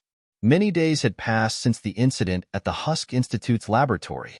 Everyone believed that no one else would be able to know the data from the laboratory. The young master of the Li family had almost forgotten about Sulu, but he hadn't. This was because he had discovered that Sulu and the 7th young master had been getting closer recently. It was said that the Nutshell Engineering Department was also speeding up the development of new mecha. Now that Su Lu was going to Harbor City, what did it mean? Secretary Lu's expression was somewhat dignified, but his heart was not as solemn as he appeared to be. In his opinion, Su Lu followed Professor Shin, and perhaps he had some knowledge in the field of quantum measurable dynamics, which was why he was valued by the Nutshell Engineering Department. However, this should not affect the overall situation. The two subordinates who had lost contact with him were too far below Secretary Lu's level, so he was not worried about them. He was just wondering if this was a warning from the Tai family, the Ministry of National Defense, or the Nutshell Engineering Department. After pondering for a moment, Secretary Lu decided to leave this matter to him. He was not an ordinary secretary. No matter how big or small the matter was, he had to leave it to Li Xiuzhu to handle. He had his own authority. Most importantly, he knew that young Master Li had already boarded the family's private spaceship and was rushing to District S2 to comfort the innocent idol who had been affected by the terrorist attack. Secretary Lu knew how much the young master valued the person who had been chosen by the family, so he did not want this kind of bad news to disturb the young master's extremely angry mood. He made a phone call and gave some important instructions to his subordinates in Harbor City. Secretary Lu lay back on the bamboo chair and covered his straw hat. He listened to the laughter of his family behind him and listened to the faint sound of the fish stealing food in front of him. A satisfied smile appeared on his face, and he fell into a deep sleep. Harbor City was a huge city. Its economy was extremely developed. Especially on the large plain towards the south of the city, there were countless factory buildings. These buildings were spread out neatly on the land, and they occupied a large area. Although the Federation's heavy manufacturing industry had been gradually moved to District S2 many years ago, the foundation of the high-precision manufacturing industry was still in Jingzhou, in Harbor City. An inconspicuous truck left the highway and drove directly towards an industrial park. The industrial park did not have a strict gate, and there was no eye-catching name. There was only a row of large words cast on a green hill in the distance. The hill was very far away, and the row of large words was as high as a 20-story building. All of them were cast from high-strength alloys. The cold metallic luster revealed a sense of grandeur of a small world. Where there is metal, there will be fruit shells. The truck followed the spacious passage and drove at high speed in the industrial park. A plane could be faintly seen landing in the distance. That was the industrial airport of the Shell Motor Company. From the airport to the Federation's largest spaceport, Harbor City Spaceport, there was a complete transportation network formed by a dedicated road and a double-track high-speed railway. Countless resources and technical personnel from all over the Federation gathered in this huge industrial park in the southern suburbs of Harbor City through this convenient transportation. Sulu sat in the back of the truck. He lifted the dust-proof cloth covering the window and silently looked at the huge factory building in front of him from time to time. The heavy and huge mechanical equipment in front of him could not help but be a little lost. He was one of the employees of the Shell Motor Company. It was just that in the past, he dealt with data in the Research Institute, and then he spent his days in the Whitewater Company. Today was actually the first time he had truly entered the manufacturing department of the Shell Motor Company. Only by seeing this industrial park with his own eyes could he truly feel the position of the Shell Motor Company in the Federation and the huge power of this motor company. The automobile manufacturing business was all moved to District S2 13 constitutional calendars ago. But later, because of the increase in the cost of interplanetary travel, a part of the automobile manufacturing business was moved back to District S1. In the southwest corner is the Shell Aerospace Manufacturing Group, also known as the First Flight Bureau of the Federation. It is mainly used to manufacture aircrafts in the atmosphere. The spaceship manufacturing factory is not in Harbor City, but in Nevada. If you include the assembly base on Moon 1, the total area is slightly larger than the industrial park here in Harbor City. The Civilian Goods Manufacturing Company, which is often referred to as the Shell Motor Company, is concentrated in South Dakota. The direction of business in Harbor City is mainly cars and airplanes. About 30% of the Federation's self-made equipment is assembled in this industrial park. Jingzhou's GDP last year exceeded 5 trillion Federation dollars, ranking first among all the state-level administrative regions in the Federation, and Harbor City accounted for a share of 3.4 trillion. Of this 3.4 For Trillion, the Shell Motor Company provided 27% of it, which is the industrial park you see now. Bai Yulan softly played the role of a secretary. To be precise, she was originally Su Li's secretary. The mecha manufacturing department is a top secret of the Federation. No one knows that it is also hidden in this industrial park. Bai Yulan softly said, but in fact, the Federation's secrecy measures have always been a bit of self-deception. Since the Shell Motor Company is here, the mecha will naturally be here as well. Understood. Sulu nodded, expressing his gratitude to Bai Yulan for her explanation. During their tour, the truck drove away from the main area of the industrial park and drove inconspicuously towards an ordinary warehouse. When the truck drove into the warehouse, the rusty door immediately closed. A building that looked like an underground parking lot appeared in front of them, but the further down they went, the more unusual it felt. This underground parking lot had too many parking spaces and was too deep, but there were too few parked cars. The truck stopped, and Su Lu and Bai Yulan walked out, dragging a heavy black leather case. Xuanayin, who was disguised as the truck driver, said to the two, "This is as far as I can go. Inside is a top secret of the Federation. I can't go in." Sulu nodded and watched the truck leave. Entering the industrial park from the port city and arriving at the periphery of the engineering department seemed simple, but if it weren't for Xuanayin's arrangements, he and Bai Yulan would have been stopped in the middle of the industrial park or shot to death by automatic firearms. There was no one in the dark underground parking lot. Sulu and Bai Yulan were like two tourists who had been dropped off on a desert road. In this empty underground space, they looked lonely and helpless. Right at this moment, the sound of a freight elevator rang out beside them. After the elevator door opened, two people appeared. Sulu walked in and extended his hand to shake Zhou Yu's hand. Then, he noticed the person behind Zhou Yu who looked like an official. He looked familiar, but it was fine as long as he wasn't that insincere severed finger, Supervisor Hao. "I'm Jose. We met during the spring recruitment." The freight elevator started to descend at high speed. The official in the elevator silently looked at Su Lu for a long time before he opened his mouth and said, "We haven't seen each other for a few months. I didn't expect that we would meet again under such circumstances. Your authority in the research institute has been stripped.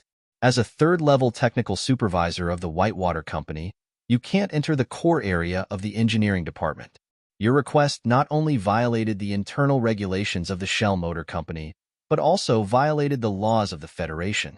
Su Lu recognized this senior supervisor of the Shell Motor Company. During the spring recruitment exam, it was this official who had interviewed him. Although the two didn't say much, Su Lu knew that the other party had always been kind to him. Therefore, he didn't mind the tone of the other party, but he didn't want to let the other party continue.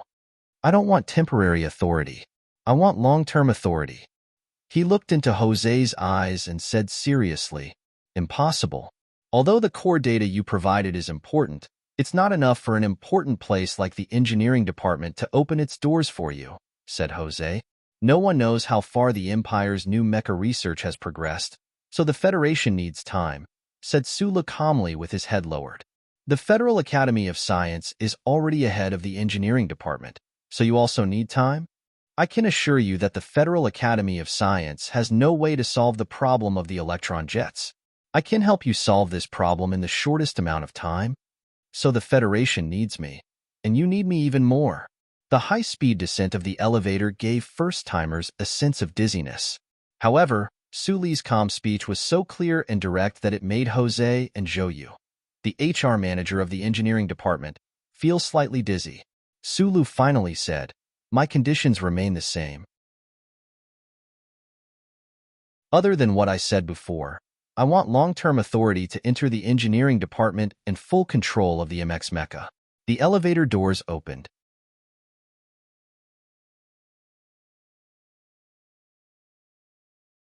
Chapter 215. At the beginning of autumn last year, the Federation's new generation of MX Mecha had received a devastating result in its first experiment in a real environment in the 100 Mu Triangle Star region. The Federation government, especially the military, was extremely furious at this failure. President Sieg's national security advisor had unceremoniously expressed an unusually strong and angry statement during an unexpected appearance at the Shell Motor Company board meeting. The failure of this experiment had led to many complicated consequences. Su Li's current Whitewater 7th Combat Team had become the scapegoat and was still in a state of temporary disbandment. Meanwhile, the Nutshell Engineering Department, which had directly led the development of the new MX mecha, had expended a large amount of the Federation's resources and wealth. They had spent more than 10 years, but in the end, they had failed miserably. Naturally, they had to bear the most pressure. It was precisely because of this reason that the senior manager of the engineering department, Jose, had appeared at the Shell Motor Company's spring recruitment site. The experts within the engineering department were helpless against the interference of the wave field between the twin engines. Under this kind of pressure, Manager Jose could only hope that the students from the 3 major military academies would be like newborn calves, breaking away from the Federation's traditional thinking patterns and giving himself, the Nutshell Engineering Department, and the Federation a surprise. The questions for the spring recruitment exam were all proposed by the experts of the engineering department, especially the last major question, which involved the electronic jets of the battleship's main cannons. In reality, it was precisely because the engineering department had already discovered that the fatal problem of the MX mecha was the electronic jets in its revolutionary twin-engine design. This was an extremely targeted exam, and there were also a few examinees who performed exceptionally. For example, Zhou Yu, who had now been promoted to assistant director-level engineer, Park Ji-ho, and a squatter named Su Lu. However, the problem-solving ideas on these exam papers still did not give the experts of the engineering department any inspiration. Jose was somewhat disappointed, so when Professor Shen had tried to steal Su Lu, he had not been too concerned. However, who would have thought that after a few months, this young man named Su Lu would actually become so important? The top scientists of the Federal Academy of Science were the first to discover that the key to solving the problem of the twin engines was in the aspect of quantum measurable dynamics. The problem was that no one in the entire Federation academic community was willing to go down this dead end. For hundreds of years, the Federation academic community was completely blank in this area. Even when the Federal Academy of Science, Nutshell, Guzhong, and the most outstanding scientists of human society combined their wisdom, they were still somewhat troubled. Except for Professor Shin, who had gradually been forgotten by people. At this time, Professor Shin suddenly passed away, and the Federal Academy of Science took over all of the core data and important functions. After all, the success of the Federation's new mecha was just around the corner. In the war with the Empire, they might be able to gain the upper hand. However, what followed was a faint sense of loss. This was originally a project that the Nutshell Engineering Department had spent 10 years on, or even longer on. It was supposed to be a fruit that could shock the entire Federation. Just as it was about to be eaten, it had become a meal on someone else's plate. Start all over again? Impossible. Professor Shin had spent many years in the field of quantum measurable dynamics to calculate the core data and functions. Although the entire Federation now knew the direction of the research, how much time would it take to start all over again? Right at this time, Secretary Shin made a call using a confidential line and mentioned a person's name. That young man, through Zhou Yu, continuously sent over a large amount of core data. The Nutshell Engineering Department once again had hope of success. However, they had always started a bit later than the Federal Academy of Science, and that young man had never taken out the functions and functions. Outside the elevator was a long corridor. The soft light shone on the metal and high-energy plastic walls and floor, reflecting on Supervisor Jose's serious face. This was not the official entrance to the engineering department, so there were no staff passing through. Zhou Yu pushed open a door on the side and led the group in. Sitting in front of the desk, Supervisor Jose was silent for a moment before saying, "Even if you give me the functions and functions, we will still be a bit slower than the Federal Academy of Science. Although they do not have years of experience building mechas like the engineering department, they are still a top academic institution. They can use the Federation's research ability at any time, including us." Zhou Yu and Bai Yulan looked at Su Lu at the same time. The two of them understood Su Li's personality, so when they heard Su Li's calm and powerful words in the elevator earlier, they felt a bit strange. Su Lu placed the black leather suitcase that Bai Yulan had dragged over on the table and opened it. Inside was a workbench and some scaled-down half-metal models. There were also some unfamiliar and intricate chipsets and transmission devices that he did not know the purpose of. The Federal Academy of Science has the core data and functions, but other than that, I have a mature solution. Mature solution? Hearing these words, Supervisor Jose and Zhou Yu's faces showed extreme shock. Even Bai Yulan, who had been quietly lowering her head, slowly raised her head. She narrowed her eyes at Su Lu, trying to discern the truth of his words. The solution was different from the academic results obtained by Professor Shin after hiding in the small building for more than a decade. It was a realistic solution for the MX Mecha. The entire Federation had tens of thousands of experts and scholars, all for the sake of the MX Mecha. They had no appetite for food or drink, but they were still unable to solve this problem. Now, the Federal Academy of Science and the Engineering Department, relying on Professor Shin's precious legacy, were gradually approaching a solution.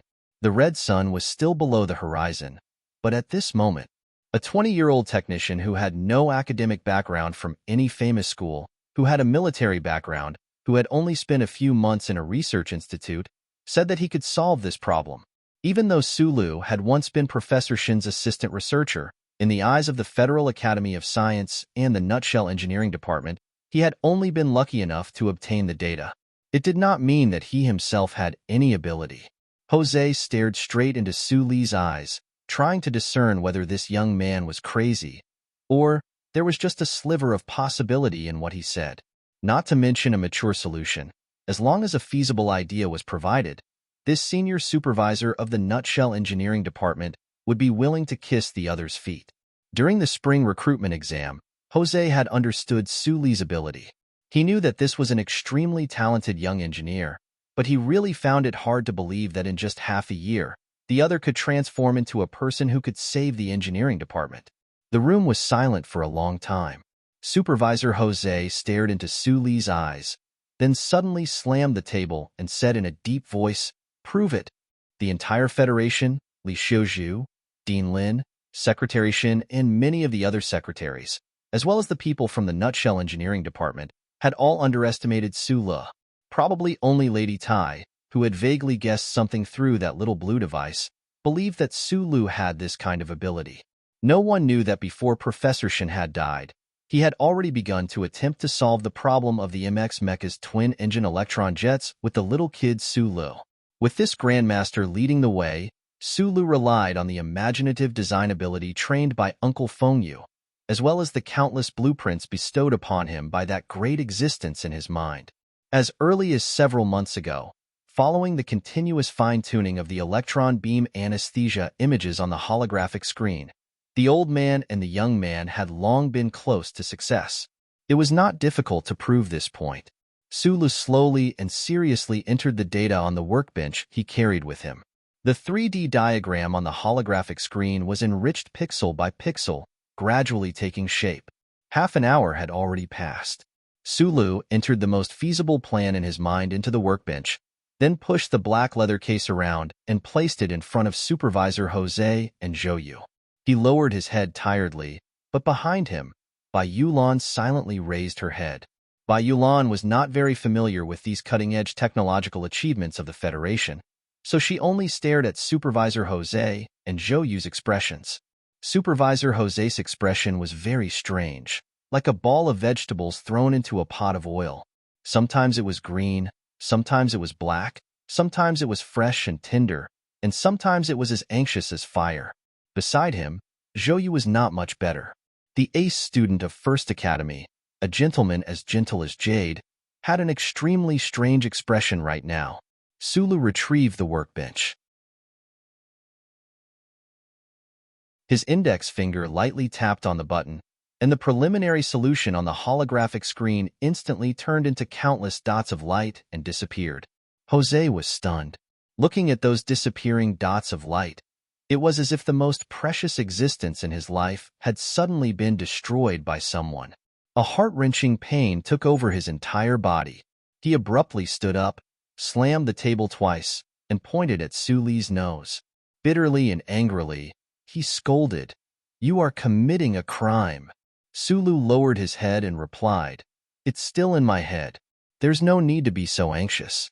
The problem is, I can't confirm that this plan is effective, so I need to take a look at the MX mecha. I need an independent control room." What happened next was very simple, but also very complicated. The slightly calmer supervisor Jose used the fastest speed possible to help Sulu apply for long-term access to the Nutshell Engineering Department. At his level, he still needed to go through the approval process.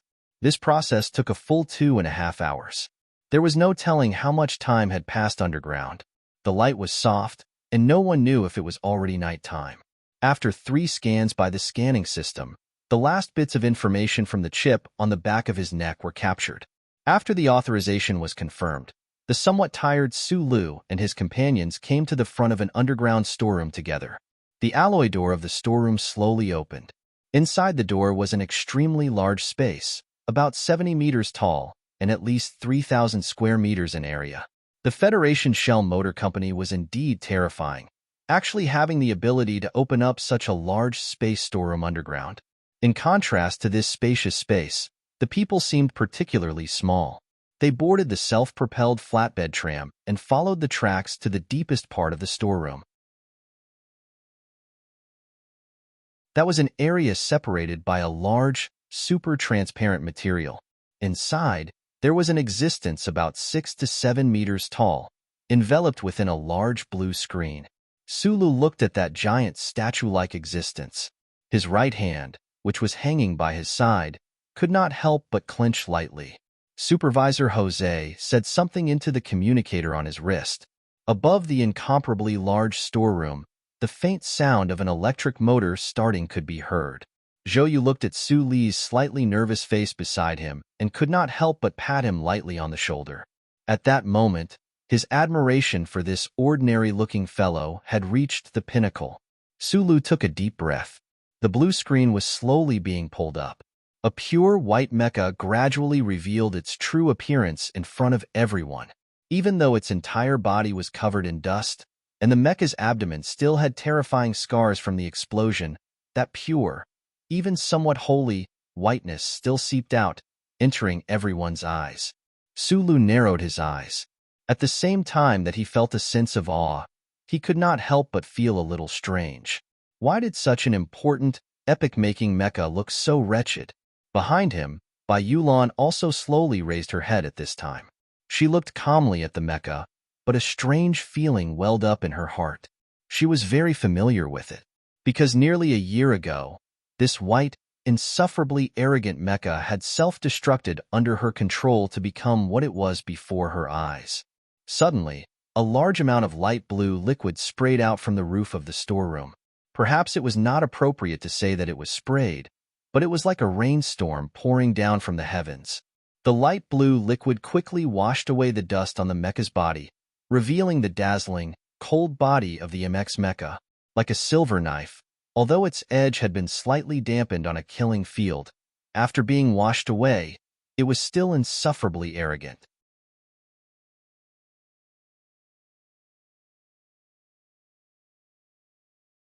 Chapter 216. Love at First Sight. Life hanging by a thread. From the moment he saw the MX mecha, Sulu had fallen in love with this thing. Just like many years ago, when he had seen the beautiful lines of the B2 vacuum seam on the entrance of the cafe. This was a feeling that came from his bones, making him feel numb and itchy. The exterior of the MX mecha was pure white. After being cleaned with a special light blue liquid, it was as smooth as a mirror. Just by looking at it with the naked eye, it could be seen that the air damping coefficient on the surface of the mecha had been reduced to the lowest possible level. The white substance was a new type of composite material. Sulu had seen the relevant records in the Husk Institute's database. This material covered the surface of the alloy in the form of extremely fine particles. The meshing was very tight. Other than the effects of resisting high temperature and radiation, it also had the bonus of weakening enemy electronic interference. On this layer of composite material, it could be recolored so that the mecha could obtain rough camouflage abilities in different environments. The surface of the MX mecha was a combination of the most cutting-edge technological achievements of the Federation. Who knew how many dazzling designs there were for the internal power system and transmission system? The four of them stood in front of the transparent barrier, looking silently at the pure white MX mecha. The light blue liquid slid down the smooth surface of the mecha and finally fell to the ground along the alloy mechanical legs. In an instant, it was absorbed by the absorption system on the floor of the warehouse, and not a trace of it could be seen. It was like a lotus flower after the rain, the dewdrops rolling on the green leaves and finally falling silently into the lake, giving people a sense of beauty that was quiet to the extreme. The four people present all knew that once this epic-making mecha full of quiet beauty moved, it would become a sharp blade for the Federation, cutting through the universe that had been silent for more than 10 years. The revolutionary dual-engine design, the powerful power output, the support of speed increased by an order of magnitude. The jet main design was auxiliary, and if it was complemented by small flying wings, the mobility of the MX mecha would reach a terrifying level never before seen before. One nail can cause the destruction of an army. Manager Jose looked up at the MX mecha with a gentle gaze and said slowly, "One MX can change the situation of the entire universe." Sulu reluctantly retracted his gaze from the attractive surface of the mecha and glanced at Supervisor Jose. He knew that the previous sentence was a fable from the early days of the Federation. A small, insignificant detail could have far-reaching consequences that no one could have predicted. An epic-making new mecha, in terms of military strategy, was not enough to change the balance between the Federation and the Empire. Even if the Federation were to rush production and equip the MX mecha to the four major military regions, it did not seem to be much of a problem. However, ever since the God of War, Lees of Philadelphia, piloted an M37 mecha and assassinated His Majesty the Emperor of the Empire many years ago, the federal military's worship of mechas had reached an unprecedented level. This was not just a kind of emotional fanaticism, but because those military strategists in charge of strategic planning had suddenly discovered that as the photon energy weapons of warships gradually lost their usefulness, strategic battles on the planet and on land had to rely heavily on the fatal consequences of special operations to a large extent. This entire set of tactics was known as low-limit assault warfare. Although it was not a proper strategic advance, if it could achieve the objective of the battle, it could bring great benefits to the Federation. Unfortunately, in the entire Federation, only the God of War, Lees of Philadelphia, had the ability to carry out such a terrifying mission. Thus, the Federation could only put in effort in the performance of the mecha itself. Meanwhile, the new MX mecha before everyone's eyes could use its super-strong performance to help the federal military's special mecha warriors form a terrifying combat strength. It was not even limited to special operations, but could be thrown into the open battlefield. It was precisely because of this that the entire Federation had been so enraged and shaken by the failure last autumn, and why both the Academy of Science and the Engineering Department were so anxious now. Sulu understood this. Narrowing his eyes, he looked at the solemn beauty of the white MX mecha. An image naturally appeared in his mind. A special operations team formed by 30 MX mecha, successfully breaking through the Empire's electronic surveillance network like a sharp blade, heading straight for the enemy's headquarters. However, the image in his mind quickly changed to that of a lone MX mecha. In the spacious charter square of the Federation capital, in the eyes of countless people, it had turned into a stream of light. Like a knife, it had broken through the defensive perimeter of the Federation military and police, the tip of the knife pointing directly at a white-haired politician. He did not know why this image had suddenly appeared in his mind. "Fix this knife, and the entire Federation will be grateful to you." Jose glanced at Sulu with a complicated expression, and then patted his shoulder lightly. Sulu entered the Nutshell Engineering Department to help redesign the Z4 electronic jet. All of this was carried out under absolute secrecy. In order to maintain secrecy, although the Nutshell Engineering Department had secretly granted Sulu long-term access of the 14 MX mecha prototypes, they could only provide him with the one that had exploded in the Bermuda Triangle Star region. At the same time, Jose had given Sulu a spare top-secret workshop for him to use, and it was precisely this large warehouse they were currently in. The transparent barrier had already been removed. Su connected his black leather case to the central control computer in the warehouse, and then began his own work on the workbench. He did not lament about anything, nor did he waste any time, immediately starting work. Behind the large metal wall, a bracket held the white MX mecha's large body in place, and 3 large automatic maintenance robotic arms reached out from behind the wall.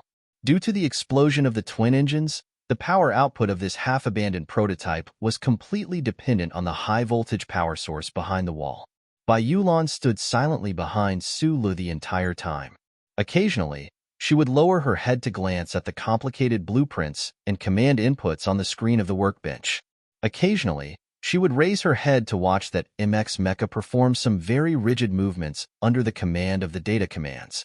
The external controls needed to avoid the central control chip set of the mecha, and the data commands needed to be matched, so the MX mecha's movements were clearly not smooth. This was only the initial stage of testing. Bai Yulan's hands, which were usually tucked in his trousers, were now pulled out and quietly placed behind his back. Right now, he felt like he was back when he had first joined the army, standing behind the colonel and playing the role of a competent orderly. He had an illusion that this large and solemn white mecha was like a puppet toy in front of Su Li's eyes. There were many strings attached to it, and the ends of those strings were all in Su Li's palm. As long as Su Lu was willing, he could bring this white mecha to life at any time. After who knew how long, a loud mechanical sound rang out. In the corner of the spacious warehouse, a semi-sealed passageway opened up. The automatic assembly line began to move, and the mechanical arms began to assemble themselves. An automatic equipment control room for the design of electronic jets began to take shape. After lowering his head for a long time, Su Lu finally raised his head. After this period of testing and research, he finally had a rough understanding of the internal structure of the MX mecha. In the past, when he was in the research lab, he had been amazed by the beautiful design of the twin engines. Today, in the internal computer of the engineering department, he saw even more of the MX mecha's marvelous design and genius structure. His heart was once again shaken. He left the workbench and walked to the bottom of the MX mecha. Reaching out, he gently patted the cold alloy tracks of the mecha and narrowed his eyes. Now, in his eyes, the MX mecha's metallic white armor had all been stripped away. It was like a naked young girl, a little shy, a little angry, but the fine hairs were all there, fair and delicate and enchanting. There was no external appearance, only those complicated internal power output devices, alloy spherical joints, the genius design of the twin engines, and those densely packed circuits and chipsets. But it was precisely this that made it even more beautiful. In the 10-odd years since Professor Shun had entered the building, Su Lu had also worked diligently for 2 whole days and 2 nights in the spare warehouse of the engineering department. In these dozens of hours, he had not rested for a single minute. His food and water had all been brought to him by Magnolia. He had not seen it with his own eyes, but he knew that behind the mecha, behind the thick walls, there were many extremely professional and respectable engineers in the Nutshell Engineering Department. They were busy as he was, according to his requests, preparing all kinds of data, as well as parts and semi-finished products that were continuously sent over through the semi-sealed assembly line. Su Lu was a man, not a god. He would never be able to complete all the changes to the powertrain system of the Federation's new MX mecha on his own. Fortunately, he now had the support of the most experienced group of engineers in the Federation, although those engineers might never know who the designer they were currently assisting was. There was a glass bridge above the top-secret operation room in the Nutshell Engineering Department. Supervisor Jose was holding a cup of coffee. Through the transparent material under his feet, he looked at the engineers who were working in silence. He watched as they drank coffee, crossed their legs, cursed, sometimes exclaimed, and sometimes frowned. Su Lu had provided a solution. To complete this solution, he still needed these subordinates of his. Supervisor Jose narrowed his eyes. He knew that his subordinates, with their keen sense of smell, must have noticed that the atmosphere of the entire engineering department was different. They must have noticed that the MX research and development work that had stopped for a long time was progressing at an unimaginable speed in a certain corner of the engineering department. Zhou Yu walked to his side. Looking at those nervous engineers below, he said softly, according to the results of the calculations, Su Li's design is correct. Moreover, his modification of the powertrain system also did not affect the balance of the MX mecha itself. Jose raised his cup of coffee and took a sip. He had not slept for 2 days and 2 nights. Although he was tired, he was also somewhat excited, so much so that his 2 dark circles were shining brightly. I have to admit that he is a genius. After a long silence, Zhou suddenly smiled and said, if MX can be successfully developed within this year, I would like to apply for a transfer out of the engineering department. Supervisor Jose frowned at him. He had personally recruited Zhou into the engineering department, so he naturally thought highly of him. Moreover, Zhou was also a talent that the madam had prepared for the future. He did not understand why Zhou would suddenly want to apply for a transfer. Where do you plan to transfer to? The 1st Military Region's Special Mecha Team has wanted me since 2 years ago, said Zhou. Jose looked at him, and after a moment of silence said, with your mecha combat skills, if you wanted to go, you would have gone long ago. Why now? I've always thought that I'm pretty good at operating and understanding mecha, said Zhou with a smile. That's why I've always been shifting between these 2 directions. These past 2 days, you've been supervising the cooperation of your colleagues in the engineering department, while I've been keeping an eye on Sulu and that secretary Bai. After a moment's silence, Zhou said, after watching Sulu for 2 days and 2 nights, I can't help but feel a little crestfallen. He didn't graduate from a military academy, so he probably hasn't touched the MX mecha before. But right from the start, he acted as if he had grown up in mecha, whether it was his vision or his problem-solving thinking, as well as those lines of thought that I don't know how he figured them out. It all proves that he has already left me in the dust. Is there really such a thing as talent in mecha mechanics? I didn't believe it before, but now I have to believe it. Zhou sighed. Looking at those nervous colleagues working below the transparent glass stack, he said, the difference between people is really too big. Manager Jose was silent for a long time, and then shook his head with a wry smile. Don't compare yourself to a freak. That will indeed hurt your self-confidence. Bearing the task of developing the Federation's new mecha while also competing with those old fellows from the Federal Academy of Science for time, these top engineers in the Nutshell Engineering Department naturally did not have any summer holidays. However, it was inevitable that they would feel a little unhappy. However, when they found that the task assigned to them by the Chief Technical Control Department, these talents with IQs above 170 all noticed something strange. What they were doing was providing technical support. According to a request from some sort of warehouse in the engineering department, they were responsible for providing data models and performing massive amounts of calculations. What shocked them the most was that after they provided relevant reference opinions, the other party's feedback would come extremely quickly. In the blink of an eye, a completely different blueprint would be provided. The engineers were all stunned. They thought that even those arrogant fellows in the Husk Institute would not be able to make such a correct response in such a short amount of time. For a moment, they actually felt a faint sense of admiration for that mysterious engineering participant. Of course, they did not know that in the empty warehouse not far away, there was only a lonely young technician working hard. Otherwise, they would definitely be like Jose and Zhou, seeing the other party as a freak. Zhou leaned forward on the handrail of the transparent glass stack. Looking at the busy engineering department, he thought about the lonely figure in the empty warehouse not far away. His expression was a little complicated. He sighed and said, I have a very childish, naive, and impulsive idea. Is it possible to give that kid a hammer and add a few tons of scrap metal? He can also build a mecha.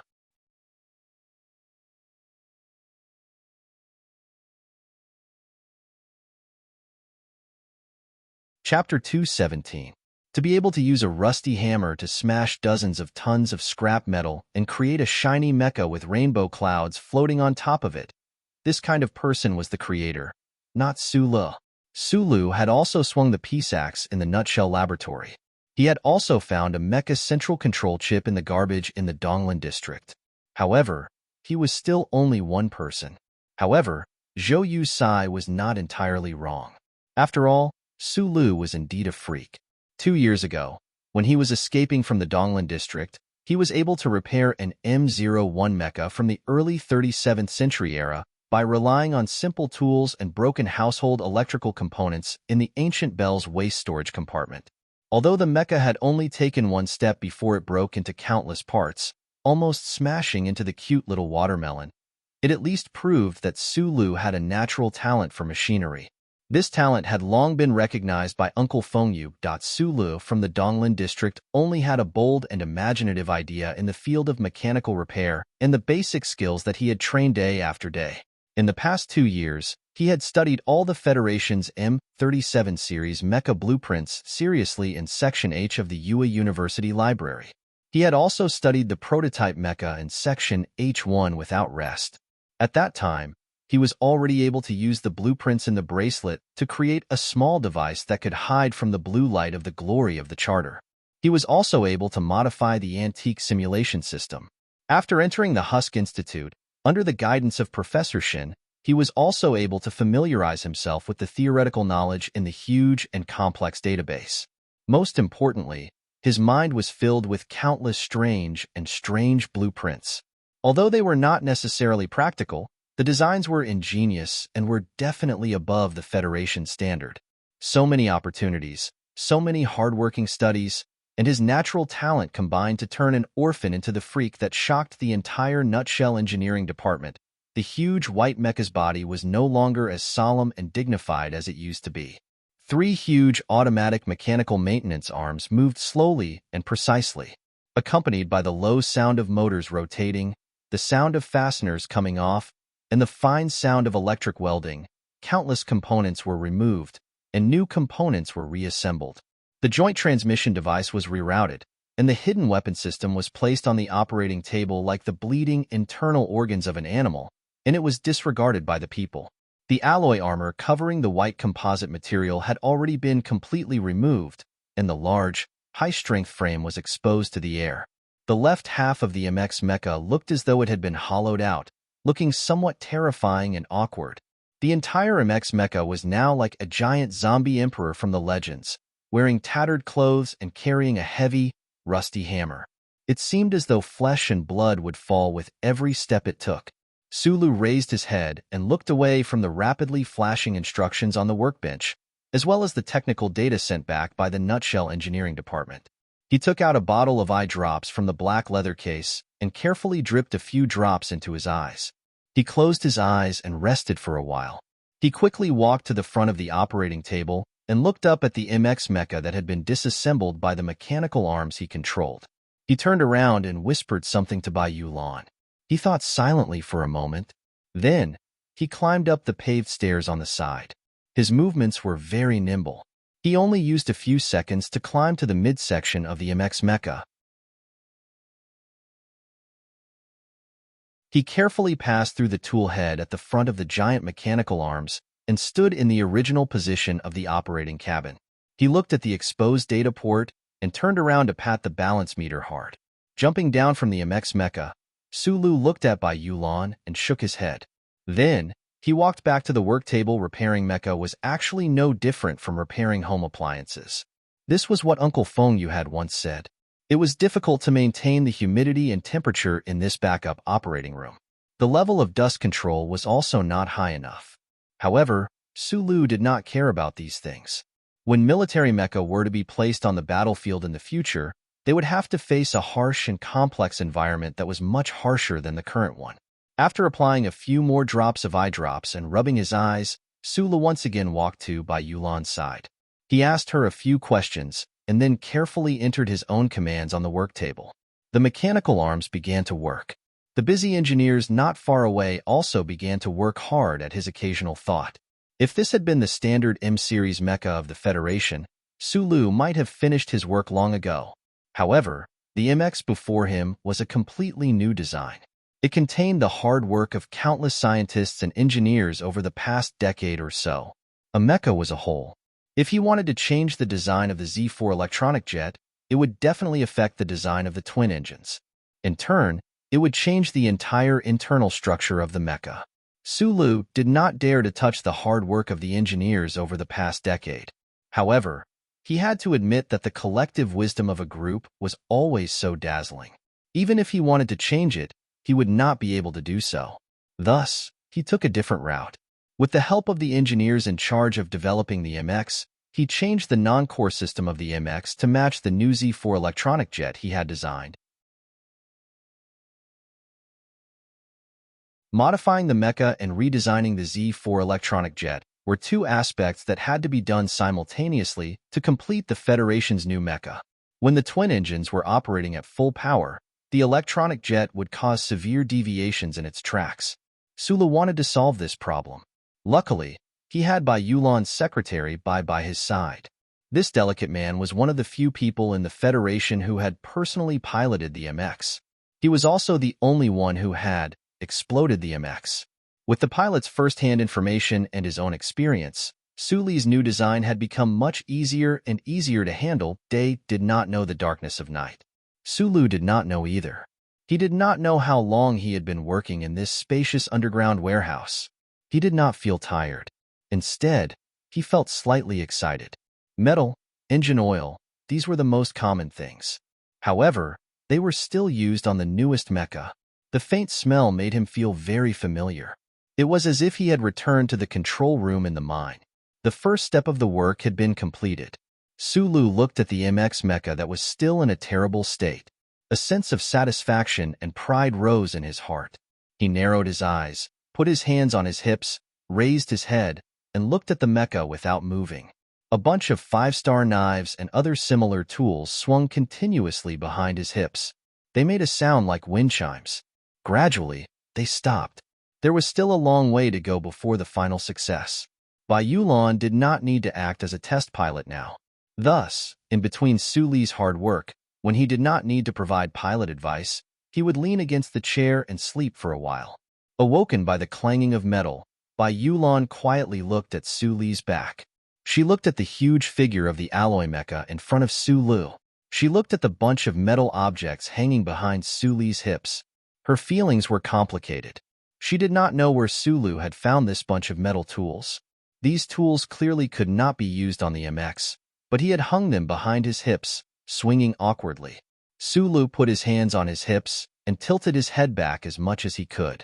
He was like a little boy who had just woken up. He looked at the mecha happily, listening to the clanging behind him. He thought of the uncle who had led him on this path. You can at least stay and help Sulu test the mecha.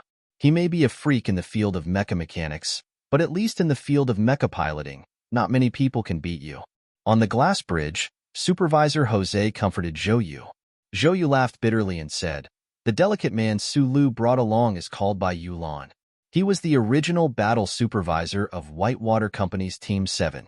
The scrapped MX they are currently modifying was scrapped by him." Jose was slightly taken aback, but did not say anything more.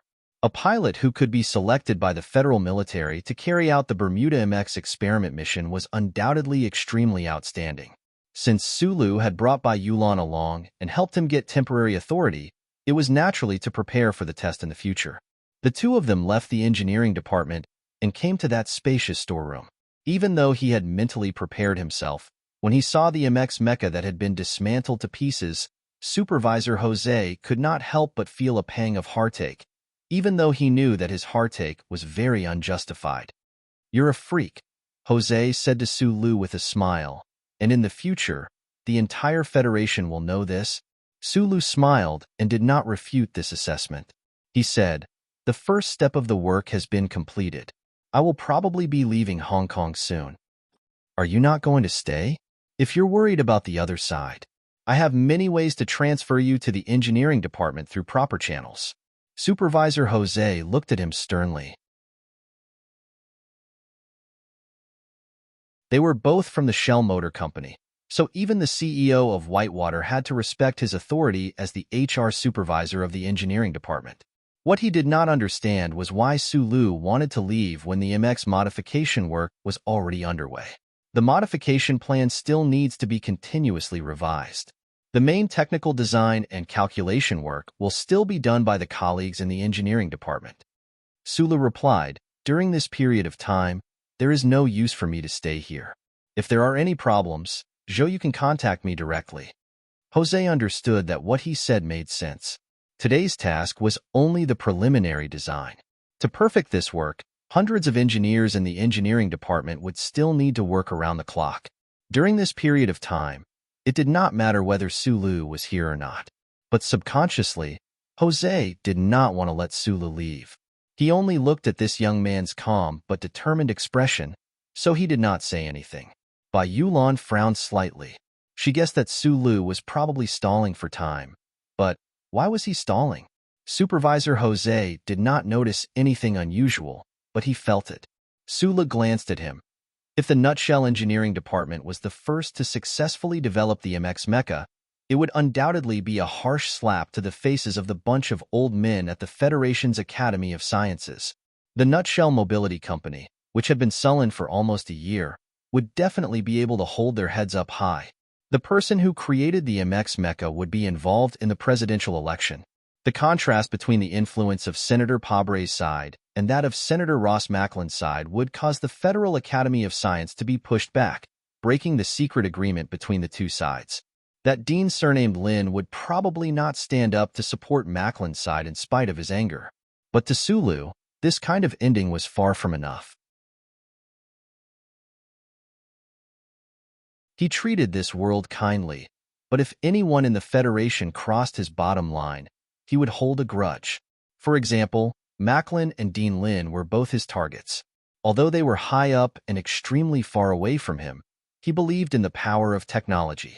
When the Federal Academy of Science successfully developed the MX Mecha according to the core data and functional formulas in the laboratory and announced it to the public, Sulu really wanted to see how embarrassed Professor Shin, who had relied on plagiarism and trickery to stand at the top of the Federation's academic circle, would be. Sulu did not tell anyone about the tampering with the data in the laboratory. He felt that Bai Yulan had guessed something, but he did not explain. He only raised the wine glass in his hand and said, "I'm still not used to this kind of situation." They were currently at the Ivy Club in the Peninsula Hotel's annex building, in the middle of a semi-formal cocktail party. The soft and almost inaudible music, the large tasseled curtains by the floor-to-ceiling windows, the exquisite delicacies on the straight tables that had lost their original flavor, and the elegant smiles of the upper class wearing formal were made Sulu and Bai Yulan, who were both orphans, feel uncomfortable. Secretary Bai loved money and enjoyment, but he definitely did not think that this sort of cocktail party was a form of enjoyment. He calmly stood one step behind Sulu and said softly, "If they knew how important you are to the Nutshell Mecha, they would definitely throw themselves at you." It was unknown which important figure had organized this cocktail party, but Supervisor Jose had brought Sulu and Bai Yulan here. After a round of introductions, Jose and Zhou Yu had been pulled away, so naturally, no one would notice Sulu and Bai Yulan in the corner. In order to cover up the real purpose of Suli's visit to Hong Kong, Jose had brought him to this kind of social event to show that the Nutshell Mecha Engineering Department valued him. People would naturally notice this. On top of the truth, there was a layer of truth, and people would often treat the layer of truth as a lie. Supervisor Jose's understanding of people's hearts had indeed reached a very admirable level. "Today, you have talked to me more." Sulu looked at Bai Yulan with a smile. "Your mood is also much better than the other day." Bai Yulan slightly lowered her eyes and replied in a subordinate's tone, "I believe that if I follow you, there will be money to be made, so I naturally have to be more sincere." Suli's surroundings were quiet, but Supervisor Jose and Zhou Yu, who were at the center of the party, were surrounded by a lot of people. The identity of the supervisor of the Shell Motor Corporation Engineering Department was enough to allow Jose to face any important figure in the Federation. And those guests also knew Zhou Yu's background. Although his family was poor, he was a top student from a college and was highly valued by the Nutshell Mecha Engineering Department. His future was limitless. In the 67th year, which was the most expensive year, people were naturally willing to have more emotional exchanges at this time. Listening to the kind and polite praise in the words, Zhou Yu lowered his head and laughed at himself. He subconsciously looked at Sulu in the corner of the party and thought that compared to this young man, he was not qualified to be proud. His eyes swept over, but he saw a girl walking over there. He could not help but feel a little surprised. Slightly nervous, Nan Xiangmei, whose beautiful and dignified face was a little rosy, walked in front of Su Lu in small steps. Su Lu looked at her thick black hair that was slightly curled at the end. He could not help but be a little surprised, and immediately said with a sincere smile, "Hello? I am 500 votes away from Old Duan, but Tudo is only a little more than 100 votes away from me. It's exploding. Why is the situation even more tense? I am ashamed. I will send another 2,000 words later. What am I trying so hard for? It's the monthly votes in your hand. If you vote tomorrow and vote at the end of the month, why don't you vote now? Ajia, Nan Xiangmei."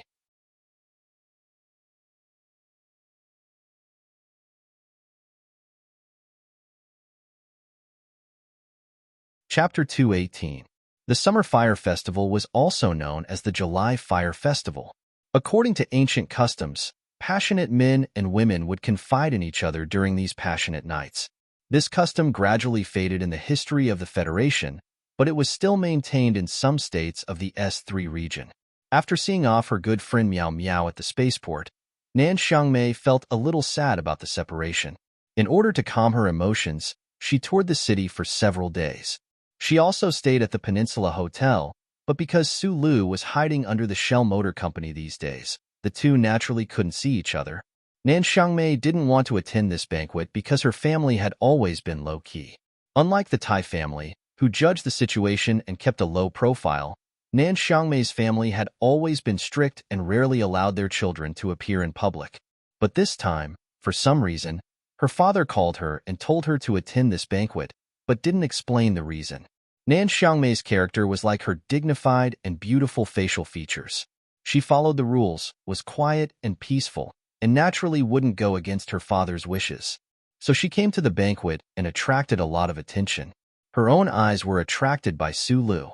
Su Lu was definitely not handsome, but his small eyes and the sincere smile that often hung on his face were somewhat attractive. But for some reason, after that night on the high-speed train, Nan Xiangmei still remembered this boy whose name she didn't even know. That amazing person from the Lin family told her on the train that her marriage with Do Hai was terminated.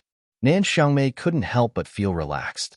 For the first time in her life, she seemed to be able to arrange her own life. Her heart that was restrained by a strict family actually yearned for the romance that young girls love.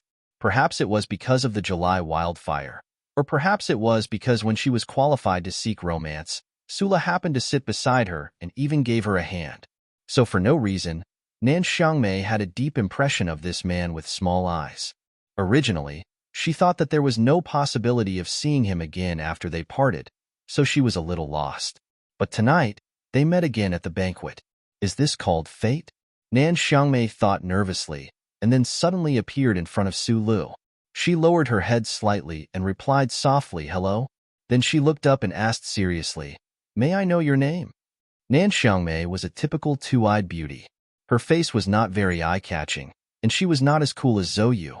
However, her dignified and beautiful eyebrows and her thick black hair made people feel very comfortable. Su Lu, who had lived under the same roof as the daughter of the Zhou family for so many days, naturally had a strong resistance to beautiful women. However, he had to admit that the girl in front of him was really outstanding. After hearing this brave question, he was stunned and lowered his head and said, "My name is Su Lu." Su Lu wondered if Park Ji-ho's widow had said her name while crying. Su Lu thought to himself with mixed feelings. Nan Xiangmei slightly tilted her head and frowned in confusion. She felt that the name was familiar, but she couldn't remember where she had heard it. At this time, Bai Yulan had already retreated to a distance. As a secretary, she thought that Su Lu would like her presence in this kind of situation. After Su Lu and Nan Xiangmei exchanged names, they suddenly didn't know what to say. After a somewhat awkward silence, Nan Xiangmei plucked up her courage and said seriously, "Mr. Su, where do you work?" This very formal tone made Su Lu stunned. He was not used to it, so he scratched his head and laughed. Nan Xiangmei couldn't help but cover her mouth and laugh. Her family was so strict that it was even a little rigid. There were not many opportunities for her to talk casually with the opposite sex except for Do Hai. She didn't expect that the person in front of her named Su Lu would have the same stiff reaction as her. Just as Su Lu was about to answer, Suddenly there was a sound of footsteps. A figure directly walked past him and rudely bumped into his shoulder. Then, with a few people who looked like attendants, they rudely stood between him and Nan Xiangmei. That person smiled and said something to Nan Xiangmei, then turned around and looked at Su Lu indifferently. The person who came was a young man. He was wearing a light blue suit made of light linen and excellent tailoring. It gave the casual summer style of a formal suit. It was particularly suitable for him to appear in this high-class banquet. Even the somewhat frivolous light blue suit didn't cause any discomfort at this moment. Dohai. Nan Xiangmei was a little displeased, but she still kept her calm voice. She didn't want this person to misunderstand anything, because she was very clear about how terrible the family behind this young man was. Although they were in a banquet, the cultivation of an aristocratic family wouldn't let him do anything immediately, but if Su Lu didn't have enough vigilance and really offended this person, she would feel very guilty. I am Nan Xiangmei's fiancé, Lin Dohai. Who are you? Lin Dohai looked at Su Lu. The meaning of this sentence was very ordinary, but the direct sentence revealed a sense of unpleasantness. Hearing the two words Dohai, Su Lu thought of the words that the man on the high-speed train said to Nan Xiangmei. He knew that the other party must have an unusual relationship with Nan Xiangmei. He was prepared to forget about the previous impolite bump, but he didn't expect that the other party didn't have the intention to keep the peace. The children of the 7 great families I know are generally more polite. Su Lu looked at Lin Dohai and said with a smile. The 7 great families, in the hearts of ordinary Federation citizens, were distant and unreachable existences. They would subconsciously respect or lower their heads, but that didn't include Su Lu. He washed the hair of the little princess of the Zhong family, took the Tai family's young master to have sex, and watched the little stars dance with the Li family's 7th child. In front of him, the 7 great families didn't have the slightest sense of mystery. On the contrary, because of his many past experiences, he was used to silent and smiling, and he rarely gave these children of the 7 great families. Lin Dohai, so he was a child of the Lin family. So what? Although the Dohai was vast, it was still not as real as the mountain. Hearing Su Li's words, Lin Dohai's expression changed slightly. Nan Xiangmei was also a little surprised. Both of them didn't expect that this small-eyed man seemed to know their family background from the beginning. At this moment, the phone in Su Li's clothes suddenly rang.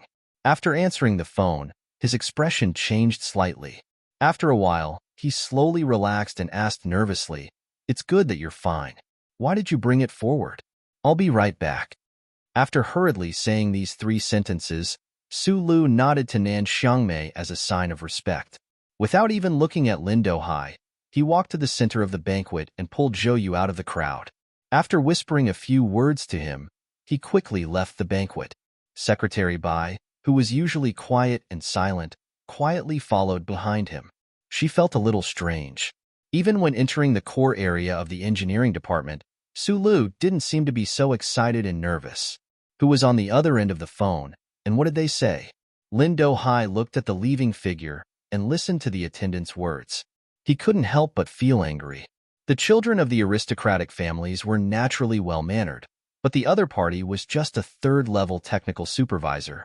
Coupled with the previous scene, it was difficult for him to accept that the other party just left.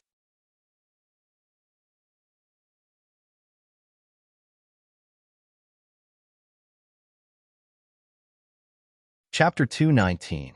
At the window of the Ivy Club, attached to the Peninsula Hotel, Lin Dohai looked downstairs at the 2 figures who were hurrying towards the hotel's headquarters. He suddenly said, if he dared to stay here before, there would be something to say. But he just found a reason to run away. His previous calmness was just a pretense. Behind him stood a middle-aged man. This middle-aged man wasn't tall. He wore an old-fashioned light silver shirt and had a very thick neck. He looked like an iron weight. Listening to Lin Dohai's words, this man didn't continue. Lin Dohai took a deep breath and said with slight ridicule, "This kind of scheming person appearing next to Xiaomei is really worrying. Xiaomei has a docile temperament and doesn't know the dangers of society. She is easily deceived. I don't want to see this kind of thing happen. You go and keep that person here. Don't hurt him. I just want to ask him where he came from." The short and strong man was silent for a moment. He knew very well that young Master Do Hai, who he served, wasn't as cultured as he was now. The so-called keeping young Master Do Hai and Miss Nan Xiangmei being deceived were just excuses. Young Master Do Hai just didn't like that young man. Yes.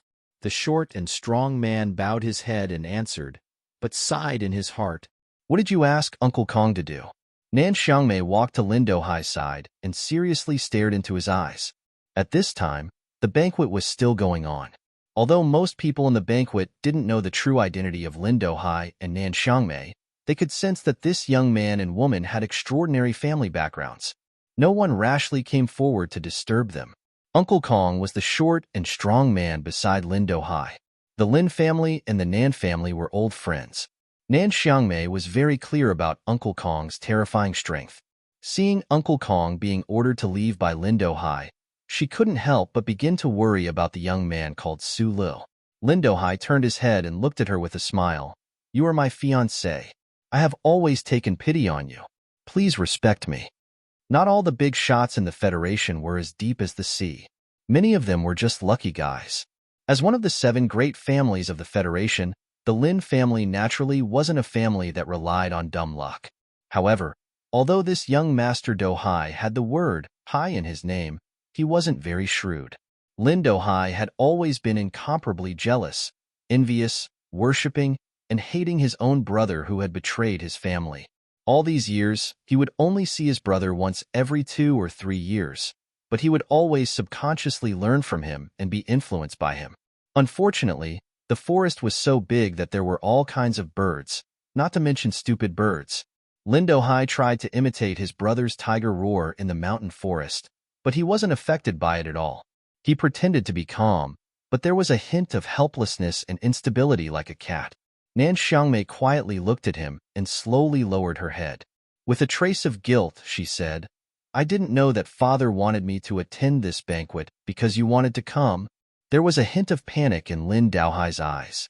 Although he did have some opinions about the betrothal, in these 2 years, he really felt that the girl in front of him was incomparably outstanding. Suddenly, he realized from the other's words that everything was about to change. What are you talking about? He said with a forced smile. Nan Xiangmei lowered her head and said softly, I saw your brother on the train to Hong Kong. He said that our marriage is over. My brother? Lin Do Hai's face slightly changed, but he still waved his hand with a forced smile, trying to make his expression look as natural as possible. Second uncle's family is a good-for-nothing. How dare they criticize our matter? You should be very clear that the head of the Lin family is now my father. He and your father have already decided on this matter. Who can stop them? Lin Do Hai's smile was extremely gentle, but there was a hint of fear. Don't worry about anything. Nan Xiangmei slowly raised her head. Her beautiful face revealed a trace of relaxation and unbearable. She seriously said, It's your brother. When Lin Do Hai heard the name that he was most afraid of, his face suddenly became pale. There was a trace of hatred in his eyes, which immediately turned into fear.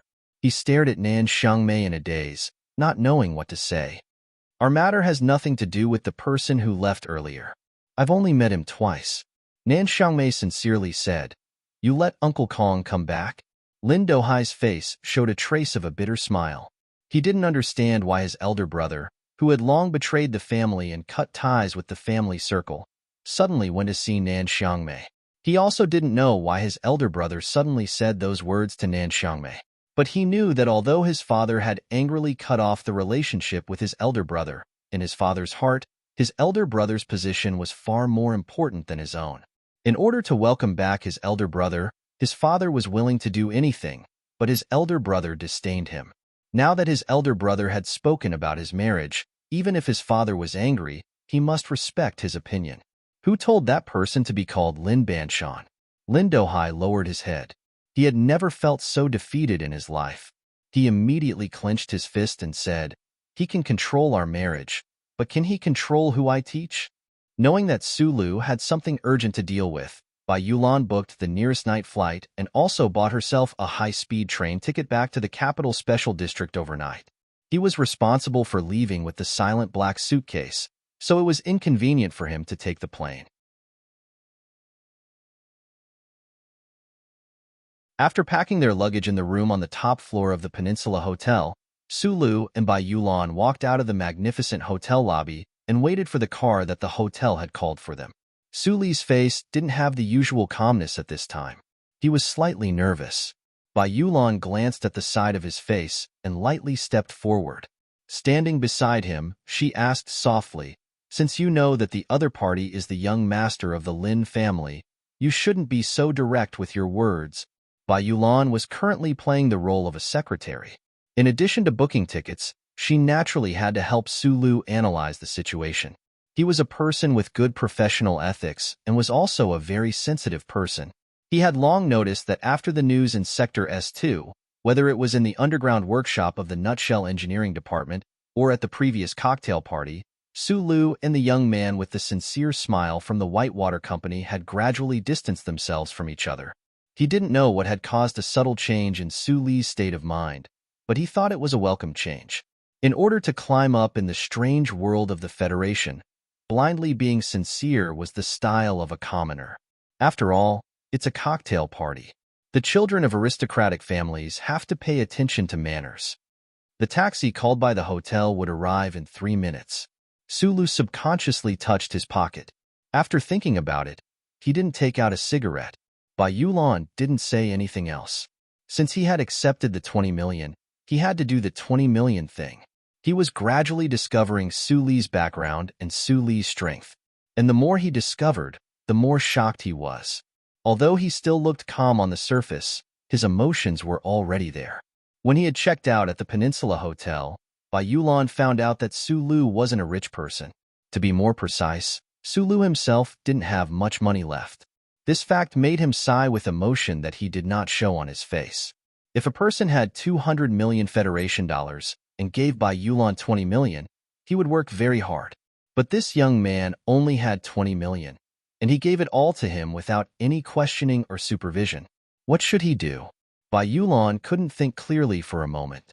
The eye-catching yellow taxi quietly stopped in the courtyard. Sulu and Bai Yulan walked down the stairs and into the darkness of the Peninsula Hotel where the lights couldn't reach. At this moment, a person quietly stopped in front of the taxi. It was Uncle Kong, who was beside Lin Do-hai. Uncle Kong's height was just over 160 centimeters, but his body was incomparably strong under his silver satin clothes. Especially his neck. It was so thick that he looked like a person without a neck. "Mr. Su, young Master Do-hai invites you over for a chat." Uncle Kong slightly bowed his head and said politely. Being polite didn't mean that he didn't have a fighting strength. When Uncle Kong lowered his head, one could see the bulging muscles on his shoulders, which were about to burst out of his moonlight clothes. A strong aura came over. Sulu didn't have much experience, but Bai Yulan's eyes narrowed slightly. He was very clear that a person who could train to such a figure was definitely a powerful figure who had trained in a body training hall. Bai Yulan quietly stepped forward and stood in front of Sulu without a trace. Her right hand was still carrying the heavy black leather case. Suli's eyes swept past Bai Yulan's lowered face and fell on Uncle Kong. He narrowed his eyes. Earlier at the banquet, he had noticed the presence of this person beside Lin Do-hai, but now, he only remembered one sentence that the man on the train had said. "That idiot Do-hai." In the Federation, except for families like the Lees of Philadelphia, who were extremely powerful, the rest of the big shots were used to having a fierce bodyguard by their side. People like President Sieg, who were at the pinnacle of power, naturally had countless agents of the Special Task Force protecting them. Secular families like the Seven Great Families, on the other hand, trusted their own experts more. Like Brother Zhang, who was like an iron spear by Li Xiaodong's side, or Butler Jean, who Sulu had suspected many times but couldn't see through. Uncle Kong, who stood between them and the taxi, was undoubtedly such a person. Bai Yulan lowered her head slightly. Her steady right hand slowly left the handle of the case, and an extremely delicate knife slid out from her sleeve. She held it gently, as if she was holding a flower. The previous few times she had made a move, the knife would always appear in her hand silently. But today, she took it out directly, because she knew that it was meaningless to play tricks in front of this short person in front of her. Bai Yulan was very serious. Uncle Kong's eyes lit up. His two clumsy hands were exposed outside of the sleeves. He gently opened them, as if he wanted to grab a handful of the night wind and crush it. His surname was Kong Wu, and he was originally the personal bodyguard of Old Master Lin. But after the Lin families changed 12 years ago, Old Master Lin was so angry that he was bedridden and had not left the manor for many years. Now that the second generation of the 7 great families had appeared, young Master Dohai began to appear in public, so Old Master Lin sent him to protect his only grandson. In Uncle Kong's opinion, young Master Dohai had no merits compared to the other young people in the other families who were as cunning as ghosts. Just like the small conflict at the banquet tonight, for example, he lost his sense of propriety because of a woman. This was not something that the successor of the Lin family should do. The delicate man in front of him was holding a delicate knife, but there was a sense of coldness. Uncle Kong knew that this delicate man was not simple and should be an expert from the military. The key was that even a follower had such good skills. So what was the background of the small-eyed man behind him? After all, the 7 great families could not cover the sky with one hand in the Federation, and there were still people that they did not want to offend. This young Mr. Su could say the identities of the 2 juniors of the Lin family and the Nan family, but he was only a small technical supervisor in a nutshell. Who was he? Worry was only a faint worry, just like the saying in the Gu dynasty, one must be loyal to the emperor. Uncle Kong had never thought of disobeying young Master Dohai's orders. Since the young master wanted to vent his anger, then he would take the 2 people in front of him back and vent his anger first.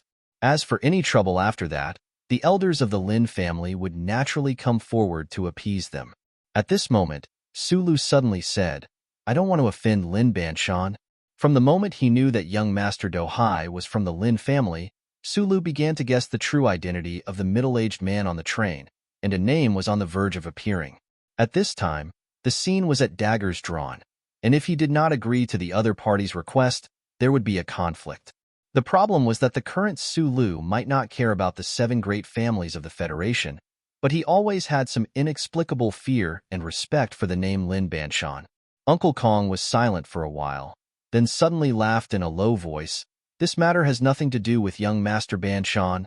This personal bodyguard of Old Master Lin felt a little humiliated because of Su Li's question. That young man surnamed Su was not worried about him at all, but was only worried that young Master Banshan would make a move. The older the ginger, the spicier it was. Uncle Kong smiled and said coldly, "Please." Old Ginger was angry, and Su Lu was in a hurry to leave. Being blocked by this person called Uncle Kong, the anger in his heart gradually grew, but there was no change in his expression. He lowered his head and said, "You don't have a gun, right?" He did not know who he was asking, but Magnolia, who was holding a delicate knife in front of him, lowered her head and replied with a smile, "No." "Good." As the word came out of his mouth, a light lit up in the darkness of the Peninsula Hotel side courtyard. It cut through the air and, with a shrill cry, slashed toward Uncle Kong's slightly dark face. At this moment, Uncle Kong's eyes narrowed, as if he was frightened by the light of the knife. The rough skin on his chin began to grow some very fine bumps. Bai Yulan's slash did not require any explanation. The angle of her slash was not tricky at all. It was just a simple slash, and it was indescribably clean and efficient. That delicate little knife, which was initially at his waist, was now at his opponent's face. Uncle Gu narrowed his eyes as if he did not see the sharp knife at all. However, his right hand, which had been slightly open, had already turned into a tiger's claw. It tore the night wind in front of him and, like a mechanical arm, went up to meet the knife. His middle and index fingers were separated, like 2 iron bars. They pinched Magnolia's thin wrist fiercely and were about to break the tendons and veins in his wrist. If these 2 fingers pinched Magnolia's wrist, he did not know if Magnolia's wrist muscles and bones would break, but at least for a short period of time, he would not be able to play with the delicate knife like he was picking a flower. A mistake at the beginning would lead to more mistakes in the future. Uncle Kong did not expect that this delicate man with a knife would be so open and aboveboard with his first attack. However, he, who had been in danger for decades, had experienced many accidents.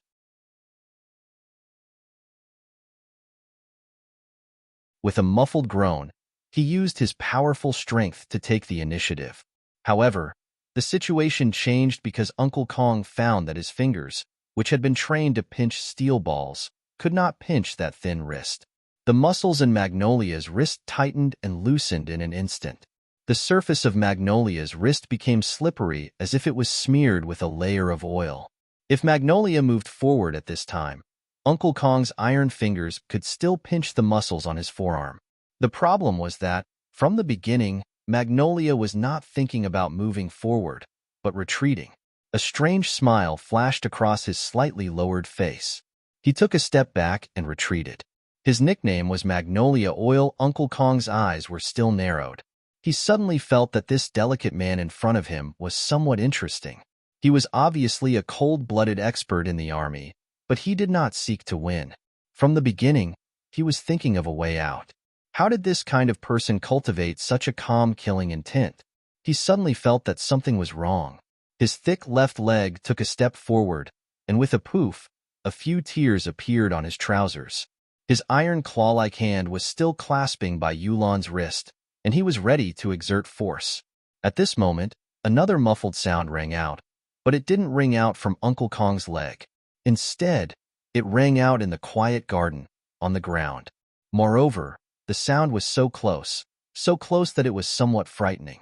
A booted foot suddenly stomped on the ground. The clean and smooth ground of the Peninsula Hotel was unexpectedly stepped on by this stomp, causing a few streaks of dust to appear. The dust was actually sprayed out from the gaps in the ground due to the tremendous force. Relying on the huge rebound force from the ground, a figure rushed past Magnolia's side. With a shake of the shoulder, using the joint as the axis, the arm swung out like an iron whip and smashed towards Uncle Kong's face.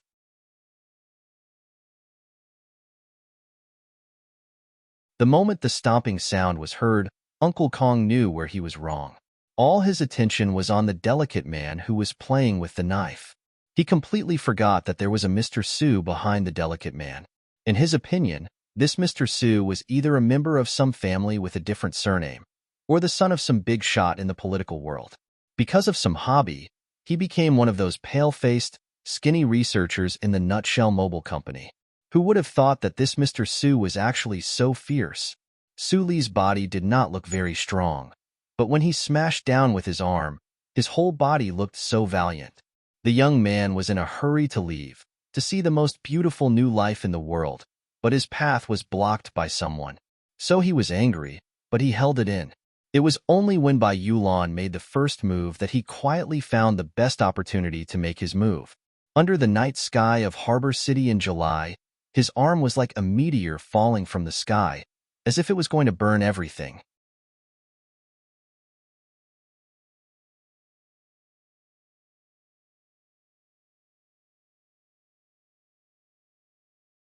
Chapter 220. Uncle Kong's pupils shrank as he felt a strong gust of wind blowing towards him. With a muffled shout, he clapped his hands together and released his grip on Bai Yulan's wrist in an instant. His right hand slashed out like a knife, knocking away Bai Yulan's other hand that was stealthily attacking him. Then, with a kick of his legs, he suddenly retreated backwards. In such a short period of time, he had made the most correct response and used his valiant strength to temporarily force Bai Yulan to retreat. However, it was too late for him to do anything else. He could only raise his arms to block both sides of his face and wait for Su Li's attack to come down. This was a very ugly posture. This was a humiliating posture for passively taking a beating, but it was also the most effective defensive posture. Uncle Kong had been through hundreds of battles and did not care about advancing or retreating for a moment. He only knew that the young man that young Master Do Hai wanted to deal with today was not easy to deal with. He had to first block this fierce attack and stabilize the situation before asking for anything else. Su Li's right arm landed heavily on Uncle Kong's arm, which was placed vertically on his cheek, making a heavy muffled sound. In close combat, The human body always had its limits. There was a certain posture that could not be broken in an instant no matter what technique one used. For example, Uncle Kong's body was slightly bent over and his arms were wrapped around his head. At this time, his body was short and stout. Now that he was bent over and hugging his head, he looked more like an iron weight. However, his defense was watertight, and none of his vital points were exposed. However, when Su Li's arm landed heavily on his right arm, a huge force came crashing down on him. His thick arm, which had been hammered for many years, was unable to block this blow and was directly forced to his forehead by that huge force. In hand-to-hand close combat, in the face of absolute power, skill had no use. Previously, Uncle Kong crossed his arms in front of his face, relying on his own terrifying strength. However, when his arms touched, he found that the strength he was most proud of and confident in was not worth mentioning in front of this ordinary-looking young man. Su Li's attack was like the sound of a morning bell. The left side of Uncle Kong's face was numb and painful, and there was a buzzing sound in his head. However, his thick and strong legs were still firmly rooted to the ground and did not move an inch. All of his strength had sunk to the lower half of his body, but in the next moment, Su Lu also raised his left leg. His calf bone seemed to contain the power of wind and thunder as it suddenly chopped down at a 30-degree angle, directly hitting Uncle Kong's supporting leg, which had the most strength. With a cracking sound, Uncle Kong's leg, which was rooted to the ground and did not move an inch, let out a mournful sound of bones breaking. The 10 stances that Uncle Feng Yu had taught him had long been integrated into Su Li's blood vessels. He could use those intricate, dangerous, and heroic body movement techniques at any time, anywhere. However, he didn't do so tonight. Firstly, he was anxious, and secondly, he knew that this short, stout, middle-aged man was an extremely powerful character. Using those body movement techniques wouldn't necessarily be able to knock him down immediately. If he allowed his opponent to temporarily withdraw from the battle, he would waste the trap that Bai Yulan's dagger had lured out, and there would be even more trouble later on. Therefore, when he made a move, he would strike without hesitation. Just like that night in the forest garden, when Mad Manly, dressed in a military uniform and with a childish face, attacked fiercely and unreasonably.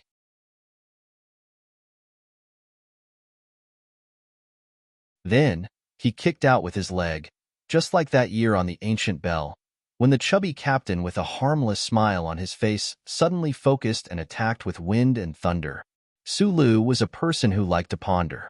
Whether it was in terms of mechanics or fighting, he would always learn from excellent people and analyze them afterwards. That was why he could remember the postures and angles of Captain Tian's kicks so clearly. And what was very strange was that whether it was Madman Li's terrifying attack or Fatty Tian's long leg, they seemed to be related to the 10 postures that he had learned since childhood. It was very easy to learn, and it was very effective. Tonight, he chose the fighting style of the 2 strongest people he had ever met in his life. He attacked horizontally and directly, and at a 30-degree angle, he did not give his opponent any chance to retreat. He used one arm to disturb his opponent's mind, and one leg to break his opponent's leg. After the crisp sound of the leg breaking, Uncle Kong fell down like a falling iron tower. He sat on the smooth ground of the side courtyard, and there was no trace of the spirit of a master. At this moment, the personal bodyguard of old Master Lin stared at Su Lu, who was not far in front of him, in disbelief.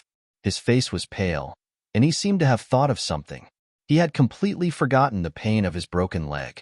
If Uncle Kong had not concentrated his strength on his lower body to resist Su Li's horizontal attack, then when Su Li's leg came, he might have been kicked away like a kite under the night sky in July, but he would not have suffered such a serious injury. It could only be said that Su Li's move, which had been accumulating power for a long time, was extremely powerful and ingenious. "Your surname is Li, not Su?" Uncle Kong's pupil shrank, and his face was pale. He stared at Su Li's plain face and suddenly said in a trembling voice. His expression at this time was like he had thought of a particularly terrible story from a long time ago. "Your surname is Li. You are from the Li family."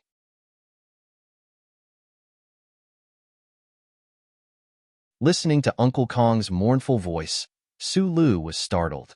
He immediately thought of the relationship between Uncle Kong and the Lees of Philadelphia. However, his trembling power had long been hidden under his skin, so he was not afraid of others guessing something from this aspect. But why did the master in front of him have such a strange expression at this time? Could it be that the Lees of Philadelphia had such a terrifying position in the hearts of these people? Sorry. Sulu nodded to Uncle Kong on the ground and then looked at Bai Yulan, who had lowered her head behind him. He said a few words and then turned to leave. The yellow taxi from before had already been scared away by the fight. He wanted to go to the airport, so he had to hurry and stop a taxi. As for the things behind him, he did not need to worry anymore. The most powerful person Lin Dohai brought had lost his combat ability. As long as there was no gun, he believed that Bai Yulan would not be in any danger in this city. After he left, the side hall of the Peninsula Hotel returned to silence. This extremely dangerous conflict happened so quickly that the well-trained security guards in the hotel didn't even have time to react. Bai Yulan raised her head. A strange expression flashed across her calm face. She walked to Uncle Kong's side and squatted down. At this time, Uncle Kong was still a little absent-minded and repeated, "His surname is definitely Li." At the moment of the fight, Bai Yulan knew that the middle-aged man with a broken leg in front of her was a very fierce person. However, at this time, he seemed to have been beaten silly by Sulu. She could not help but be a little stunned. The previous tacit understanding was an opportunity created by this delicate man, but at the beginning, he definitely did not expect that Sulu could actually succeed in one hit and show such a fierce combat ability. He could not help but sigh in his heart. If there was no gun by his side in the future, he would not provoke that freak. "Senior, do you need to inform the hospital?" Bai Yulan asked softly. The delicate knife was still between her fingers, ready to be used at any time. Uncle Kong calmed down, was silent for a long time, and shook his head. Bai Yulan slowly stood up, dragged the heavy black box, and walked out of the hotel. Before leaving, she whispered softly, "Su Li's surname is Li, and he has nothing to do with Philadelphia. But don't be too angry, he is a guy that even Mad Manly could not beat." Even Mad Manly could not beat that young man?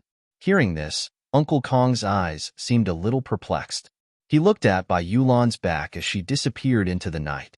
Suddenly, he had the thought of applying for retirement from the old master.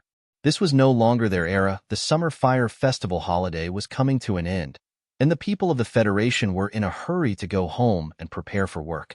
Because of this reason, the night flight from Hong Kong to the Capital Special District was not as quiet as usual, and it was full. Sulu had left in too much of a hurry, so Bai Yulan had to book a first-class ticket for him. Sitting in the spacious and comfortable seat, listening to the music and accepting the service of the delicate stewardesses, Su Li's expression was calm as he softly thanked them. He no longer had the youthful and uneasy feeling he had when he first arrived at the capital ring from the Eastwood region. His age had not increased by much, but his state of mind had changed a lot. This was probably the power of life.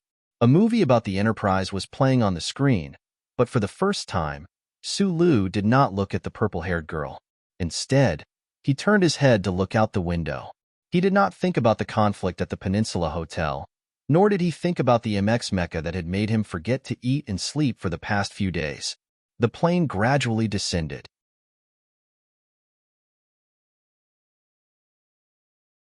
The white windmills on the distant mountain ridge were incomparably clear under the moonlight.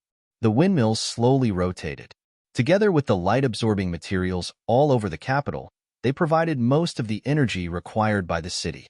However, at this time, from Su Li's point of view, these rows of windmills were like incessantly fanning the wind, fanning the plane he was on toward its destination. This was a very cute and childish imagination, proving that Sulu was in a very good mood tonight. He left the airport, used the little cash he had to rent a taxi, and drove directly to the Army General Hospital. Then, he saw Major Zhou Yu in the corridor, and this good mood was slightly interrupted. "I called you countless times 2 days ago, but I couldn't get through. What are you doing?" Zhou Yu looked coldly at the sweaty Sulu, and his tone was not polite at all. Unlike in front of the Linhai nightclub or the tea house, Major Zhou's words were more direct and matter-of-fact. Sulu was stunned. For the past 2 days, He had been busy in the Nutshell's underground backup storage room. His mobile phone signal had been blocked, so naturally, he could not receive the phone call from the capital. If it had been in the past, perhaps he would have felt displeased in the face of Zhou Yu's tone. However, at this time and place, this officer was using the tone of a brother-in-law lecturing his brother-in-law to lecture him. He could not express any opinion. Walking into the ward and seeing the slightly haggard girl on the snow-white bed, Su Lu subconsciously softened his footsteps. The lights in the ward were not turned on. Zhou Yu was staring blankly out the window. In the dark blue night sky, there were occasional streaks of light that flashed like flowing flames. Su Lu walked to her bedside and lowered his body to look at the sleeping newborn. Endless tenderness grew in his heart. After a long time, he asked nervously, "What's his name?" "It's a boy. His name is Lu Hua."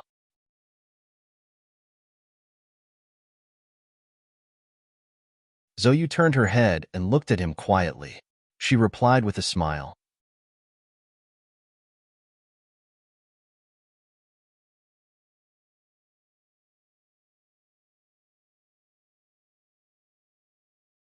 Chapter 221. The Federation Hospital strictly prohibited testing the gender of the fetus beforehand. Although not many families cared about this issue now, this rule, like the first charter, had been strictly enforced since many years ago. No medical institution dared to violate it. During these months, Su Lu and Zhou Yu had tried to guess the gender of the little life in her belly, but only he knew. He wanted it to be a girl. Perhaps this kind of thinking was a little rustic and boring, but Su Lu was such a person. Boys were more like their mothers, and girls were more like their fathers. Although he and Zhou Yu were now friends who talked about everything and had a strange relationship in the end, he still wanted this child to be more like his brother Shi Qinghai. "What's his surname?" Su Lu asked this important question with some difficulty. Zhou Yu laughed coldly and looked at him with a hint of mockery. At this moment, she didn't look like a mother who had just given birth. Instead, she looked more like the cold girl in red in front of the nightclub in Linhai. "What do you want his surname to be?"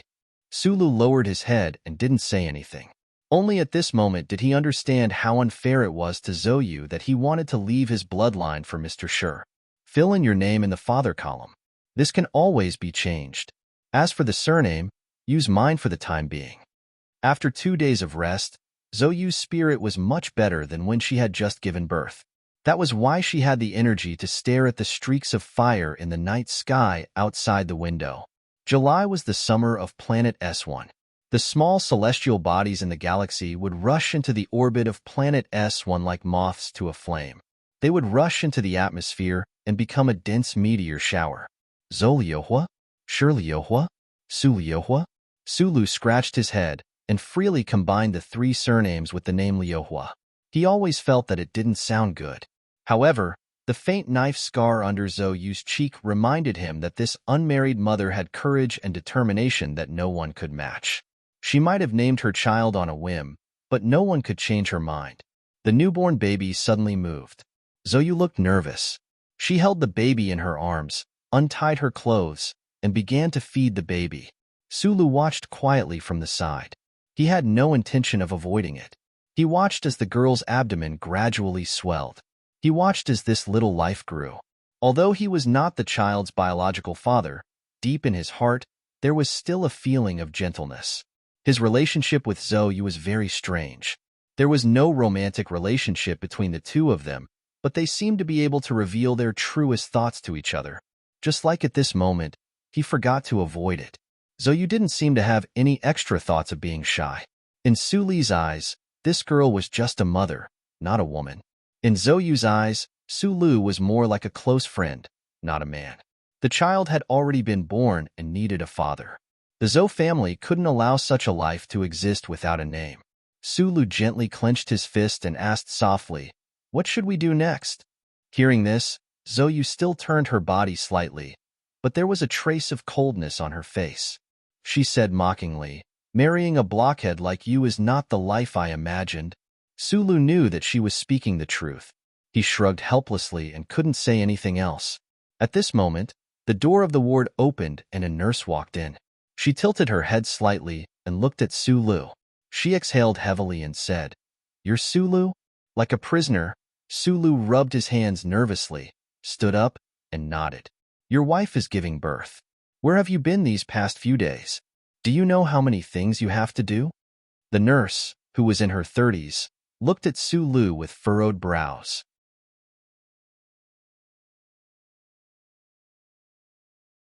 She knew that the woman in the ward was a family member of a big shot in the Federation, but at this moment, looking at this young father, she couldn't help but feel angry. The father of a newborn in the Federation did have a lot of things to do.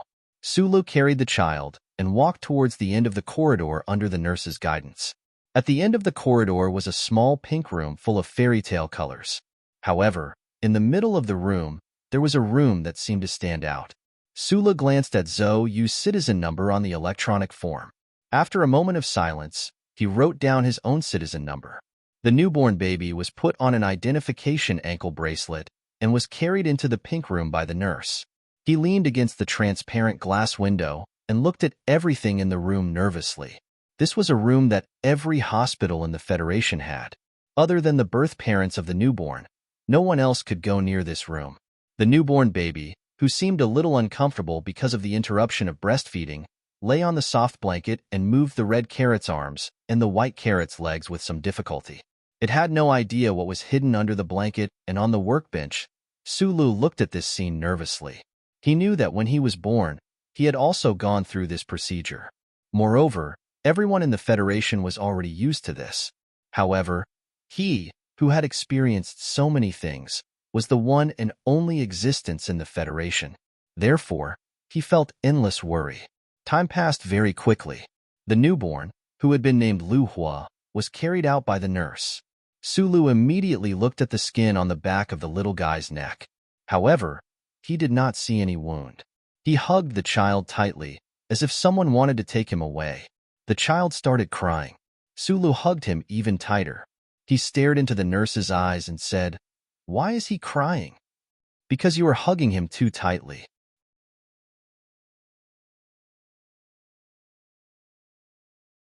The nurse looked at him unhappily and said, "Go to the police station for a microchip verification within half a year. Then register your name."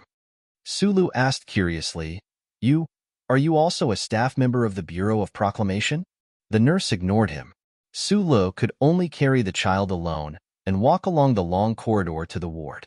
He knew that Lu Hua, who was in his arms, was already different from when he was born.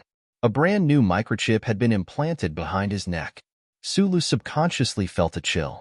He felt that a certain part of his neck was starting to heat up. Back in the ward, Zhou Yu did not feel anything strange. In the Federation, everyone would be stabbed when they were born. This was just a more common saying. In reality, no baby would feel pain. Probably only Sulu, who had been brought up by Uncle Fengyu, who was a freak who could replace the microchip behind his neck, would be so nervous about such a thing. The ward was still dark. Zhou Yu hugged the child and lay on her side quietly. Sulu sat beside her.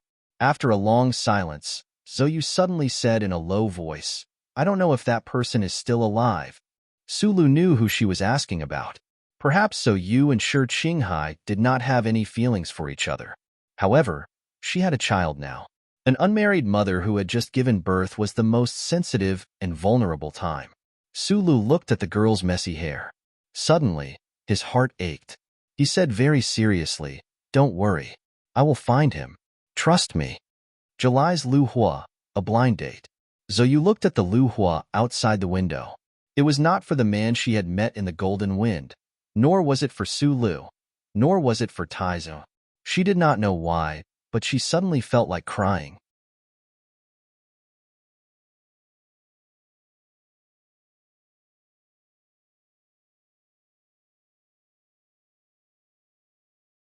Chapter 222. The air conditioning system in the ward kept sending cool fresh air into the room. The night sky shone in through the window. Sulu sat quietly on the other side of the bed.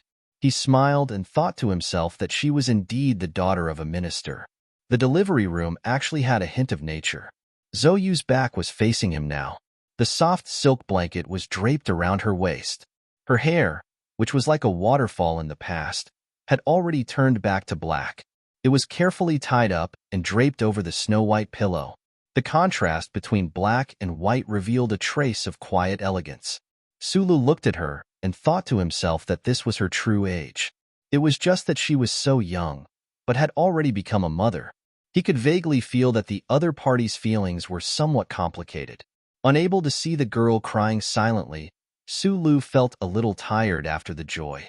He curled up in the chair and carefully placed his feet by the metal railings under the bed. His fingers slowly and subconsciously touched the back of his neck. Previously, when he had carried Lu Hua to that room, he had been a little nervous. Even now, he still felt that it was a little strange. 2 years ago, in the forest in the suburbs of Hushi region, under the invasion of the heavy rain, he had replaced the chip at the back of his neck. That kind of heart-wrenching pain was still a little frightening when he thought about it now. Why was Lu Hua still able to sleep so soundly just now? Could it be that it was just a problem with the device? Thinking about these things, Sulu felt as if there was a piece of lead hanging on his upper eyelids, slowly lowering them. At this moment, he heard Zhou Yu, whose back was facing him, suddenly say lightly, "In the past, I was a little willful towards you. Actually, you and I both know very well that you had nothing to do with this matter at all. But you really helped me a lot." Her white jade-like face was stained with blood. Zhou Yu's attitude of giving birth to a child out of wedlock at all costs was the fundamental reason why she was able to keep the child in her womb. But at the beginning, if she had not met Sulu, and if Sulu had silently and embarrassedly taken up the blame that was painted black, the pressure on her family would have been much greater. She might even have given up on this little life at an early stage. "I was thinking that I've always owed you a thank you." Zhou Yu quietly leaned against the pillow and stared at the newborn in her arms without blinking, as if she was afraid that if she closed her eyes, the child would disappear. After a moment of silence, she said, "Don't say that Shi Qinghai is the one who should thank you. This child has nothing to do with him. I've almost forgotten what he looks like. Don't always mention him and make me upset." Sulu slowly opened his eyes and looked at the girl's back. After a moment of silence, he smiled. "What were you doing 2 days ago? Why couldn't I get through to you?" Major Zhou Yu had asked the same question earlier in the corridor, but he had used a questioning tone. Zhou Yu knew that this matter had nothing to do with Sulu, so she just asked casually, "I made a trip to Hong Kong. The Nutshell Engineering Department was looking for me." Sulu had told Zhou Yu about the Federation's new mecha after Professor Shin's death. He had even chosen this method under this girl's suggestion. Now that the situation had developed to another stage, Sulu really needed Zhou Yu's political sensitivity. However, thinking that she had just given birth, he resisted the urge to ask. The child had come to this world a few days earlier than expected. The birth was smooth, and both mother and child were safe. From the moment Zhou Yu's labor pains started, she thought of the young man who always gave her the feeling of trustworthiness. At that moment, she did not even trust her family. The first thing she thought of was Sulu.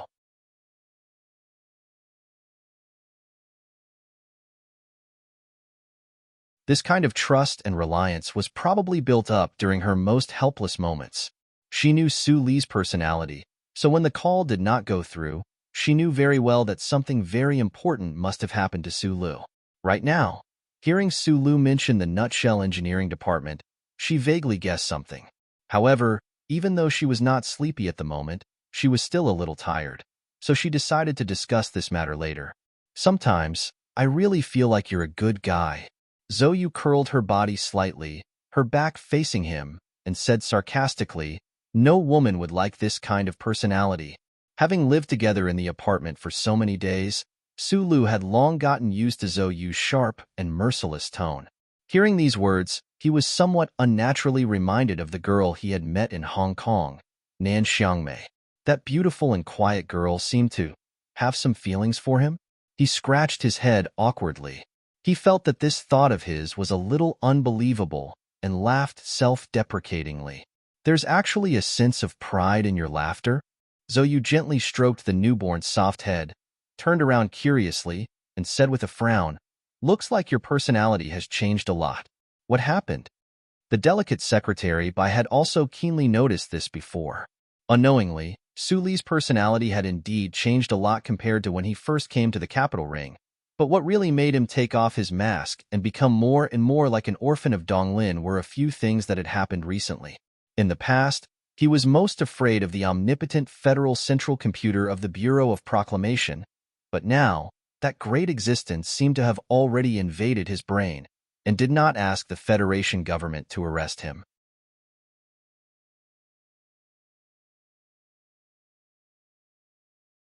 On one hand, it could be that the charter still did not recognize his original identity, and on the other hand, it could be that the other side had some kind of goodwill towards him.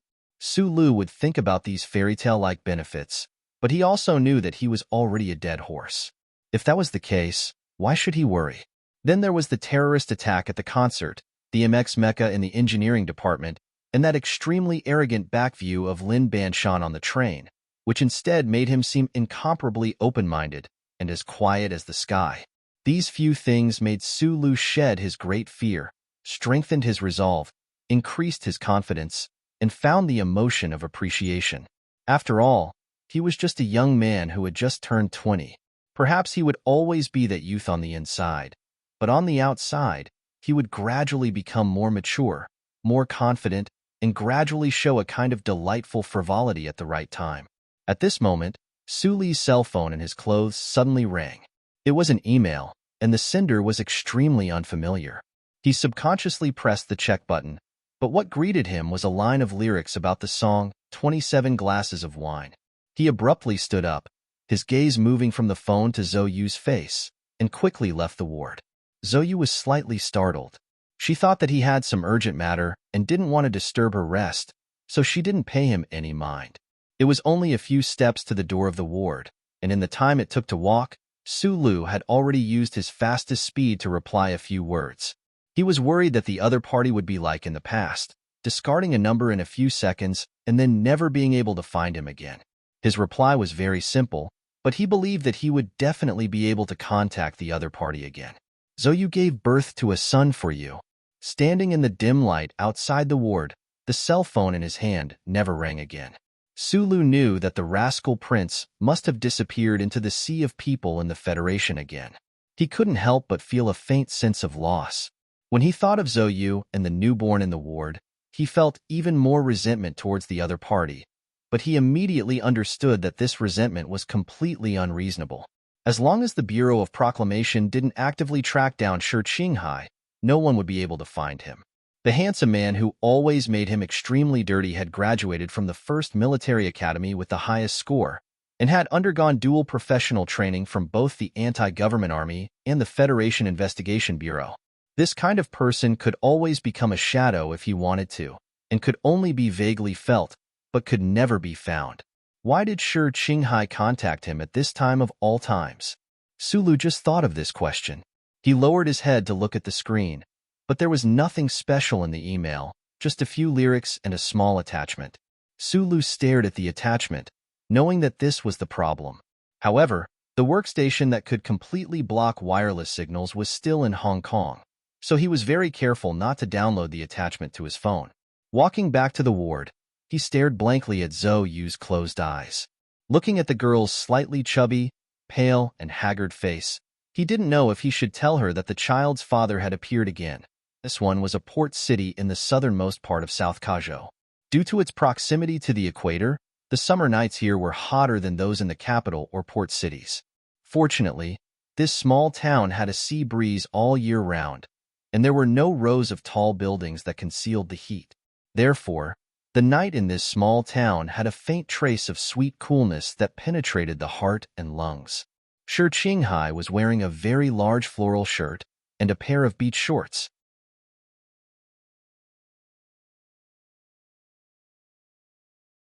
He sat on top of the fishing boat, soaking his bare feet in the cool sea water.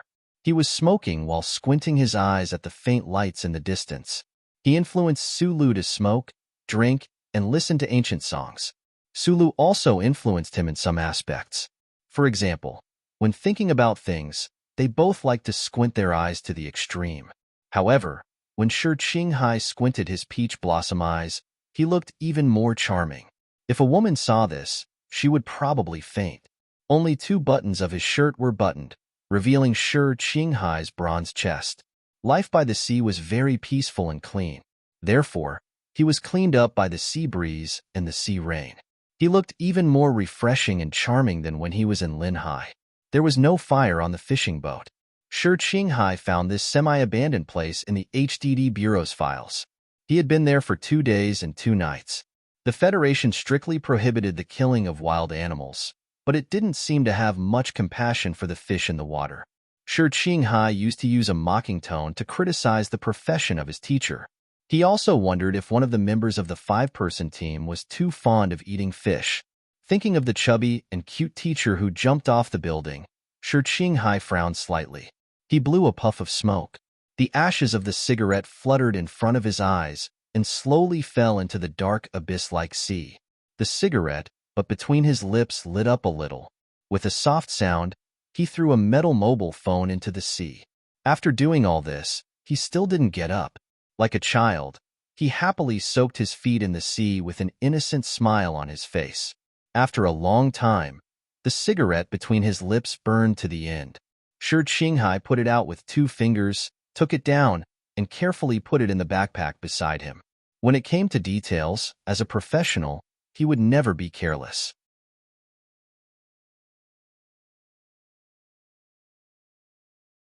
The mobile phone that he bought on the street couldn't find any clues, but the saliva left on the cigarette could be found.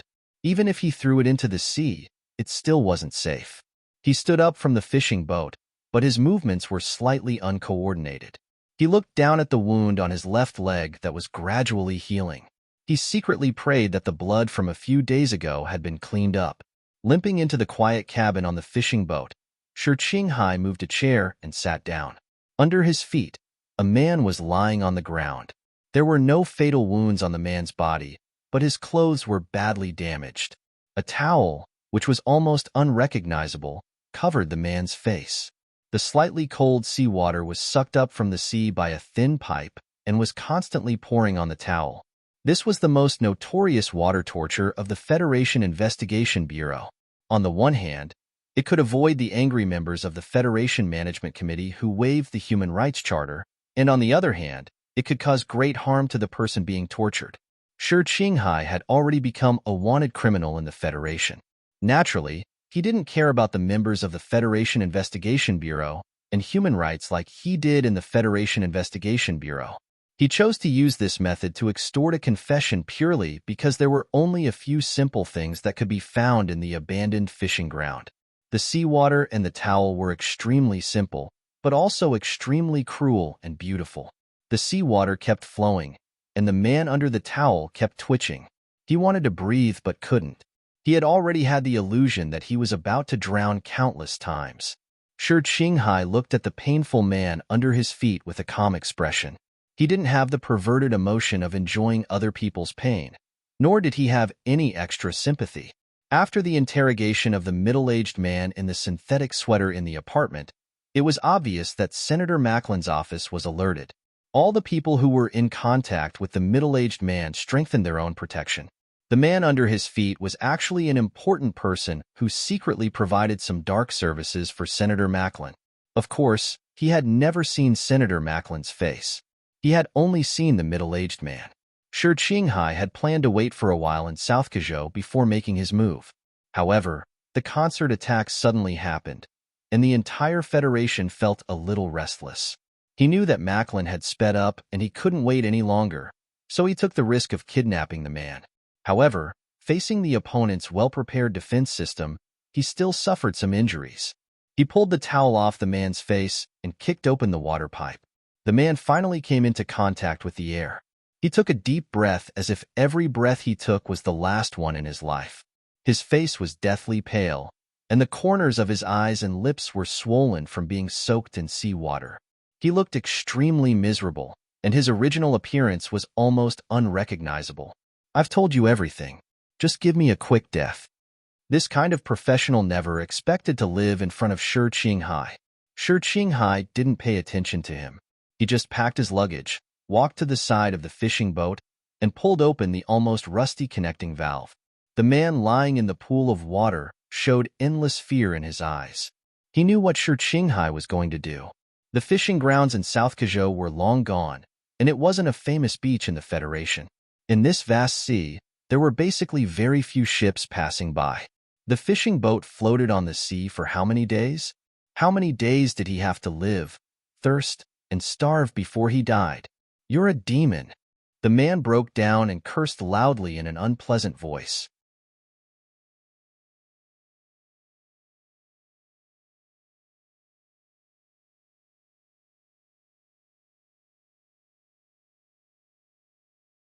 Chapter 223. The wet towel was still in Shi Qinghai's hand. Seeing the man open his mouth and ready to curse in despair, Shi Qinghai directly stuffed the towel into his mouth. He stuffed the towel too hard, and the corner of the man's mouth was broken. Blood flowed out from the corner of his mouth, which was soaked into white meat. Following the direction of the waves, the fishing boat began to move without the traction of the connecting valve. Shi Qinghai no longer paid attention to the struggling man who was tied to the fishing boat. He tightened his travel backpack and walked out of the cabin. He jumped lightly and landed on another fishing boat, but his left leg slightly paused. He turned around and looked at the fishing boat in front of him slowly drifting away on the Black Sea. Hearing the vague sounds and struggling sounds, he shrugged, raised his hand, and waved goodbye to that guy. The two operations had forced out some useful information. Although there was no way to directly testify against Macklin, Shi Qinghai knew that he had done what he could. He copied the information he obtained into 3 attachments and sent them to 3 people. An email was sent to the Capital Special District Daily News, which was famous for its liberal style in the Federation. An email was sent to the Capital District Prosecutor's Office. The last one was sent to Su Lu. 2 important subordinates who had been hiding in the dark disappeared one after another. Senator Macklin's office would definitely attract a considerable amount of attention. Although it was pleasurable, it would be difficult to repeat the same action that he had done a few months ago to cut off a piece of Macklin's flesh. Shi Qinghai knew that the fishing boat that was gradually moving away should be his last action. He narrowed his eyes. He had done what he needed to do.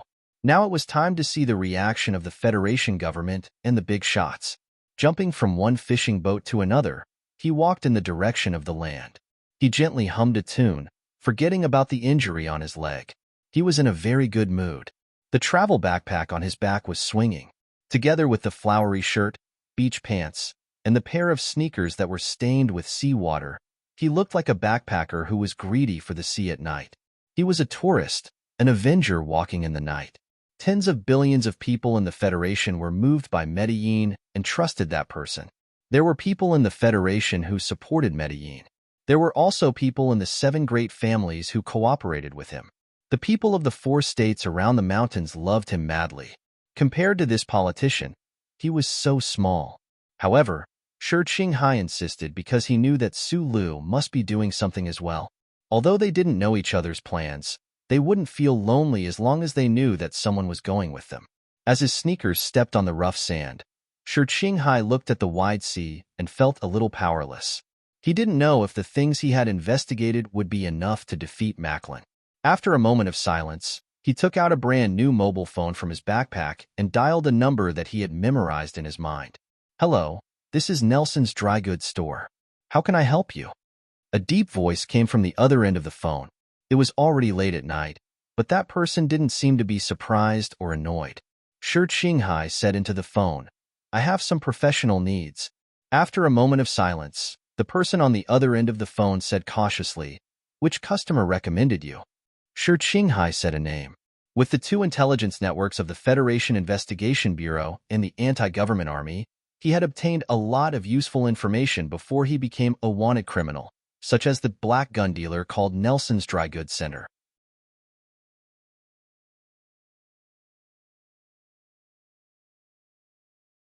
Shi Qinghai stood under the sea cliff with his backpack and said, "I want a gun, a big gun."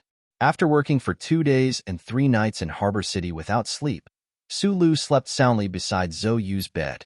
After the fight with the bodyguard of the Lin family, he had to travel thousands of miles overnight. After all, he was not an Iron Man after all. Waking up in the morning light, he stretched his sore body. He didn't want to disturb the mother and son sleeping soundly on the bed, so he quietly walked out of the ward. However, he saw two orderlies with solemn expressions guarding outside.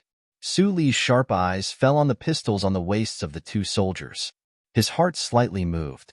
Only with a gun could one have power. The bigger the gun, the more power one had.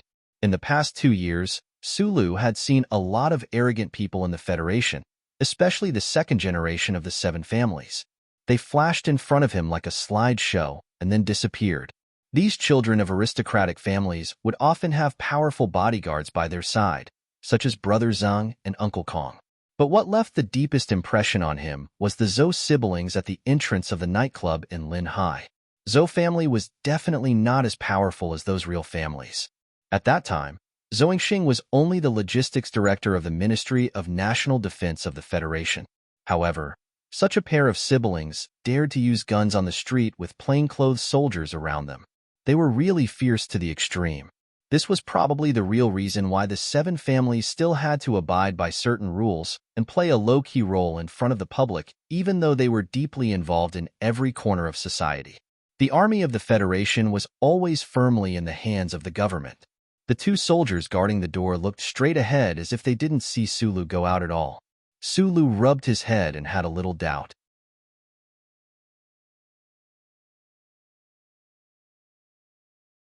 Although Zhou Yu's father was a popular candidate for the next Minister of National Defense of China, she was giving birth to a child.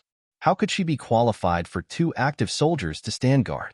This was the Army General Hospital, so soldiers were common.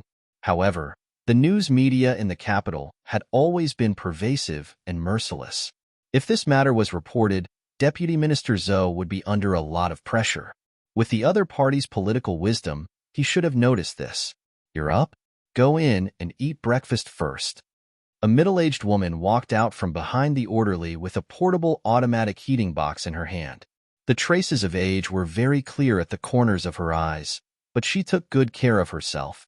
It was hard to tell how old she was. Su Lu was slightly stunned. Looking at the woman's facial features that seemed to be distinguishable, he immediately guessed who she was. However, he didn't expect her to speak to him in such an amiable tone. He quickly took the box in her hand, bowed his head and said, "Good morning, Auntie." "Madam, the general is waiting to see him." The orderly next to her lowered his voice and reminded her, "I said to talk after breakfast. He just came back from out of town. I'm afraid he hasn't eaten in a long time." The madam looked at the orderly and said softly. Only then did Su Lu understand why there were 2 orderlies standing at the door of the ward. This breakfast was not very comfortable. Zhou Yu's mother's smile was very sincere, but it was this sincerity that made him a little flustered. It seemed that other than the shrewd general in the Zhou family, whether it was Zhou Yu or this madam, they all saw Su Lu as a real son-in-law or brother-in-law. After meeting Deputy Minister Zhou at the Milky Way Public Cemetery, the Zhou family seemed to be less concerned about Zhou Yu's accidental pregnancy. Even after Zhou Yu moved back home, her mother often talked about why Su Lu didn't come to visit. It was not the kind of nagging with resentment, but the kind of nagging with curiosity. After meeting her today, this minister's wife was indeed completely different from what Su Lu had imagined. She was more like a housewife commonly seen in small towns. While Zhou Yu's mother went to do something, Su Lu wiped the cold sweat on his forehead and looked at Zhou Yu with a bitter smile. Lu Hua was still asleep. Zhou Yu leaned against the bed and drank her porridge expressionlessly.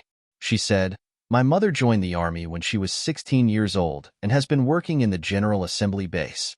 She has done logistics, medical treatment, sanitation, and everything. Anyway, she has been moving with my father and has developed such a personality. I think she has gone to find some old colleagues to chat. She seems to have a few old friends who are directors in the General Hospital. She didn't think that if my father had not become an official, those people would not have cared about her." These words were unpleasant to hear. Su Lu narrowed his eyes and was about to lecture Zhou Yu like he did in the apartment when he suddenly remembered that she had just given birth and was in a sensitive period. It would not be good if he lectured her until she became depressed after pregnancy. He put the finished lunchbox in the toilet attached to the ward and said goodbye to Zhou Yu. Then, he left with the 2 orderlies who had been guarding him. At this moment, he would rather face the Deputy Minister of National Defense, who was powerful and had no idea how he would deal with him, then faced the minister's wife, who was so passionate and treated him as her real son-in-law. The two orderlies escorted Su Lu to a military vehicle as if they were escorting a criminal and left the Army General Hospital. The military vehicle did not drive for long before it stopped in front of a guest house that stood alone in the depths of Linyuan. Yunho Guest House was the federal military's exclusive reception venue.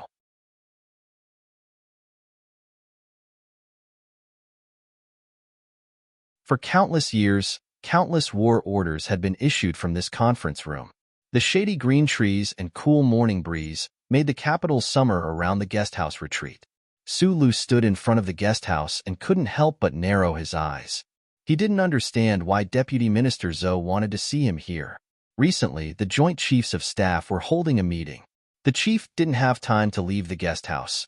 One of the orderlies guessed Su Li's confusion and explained.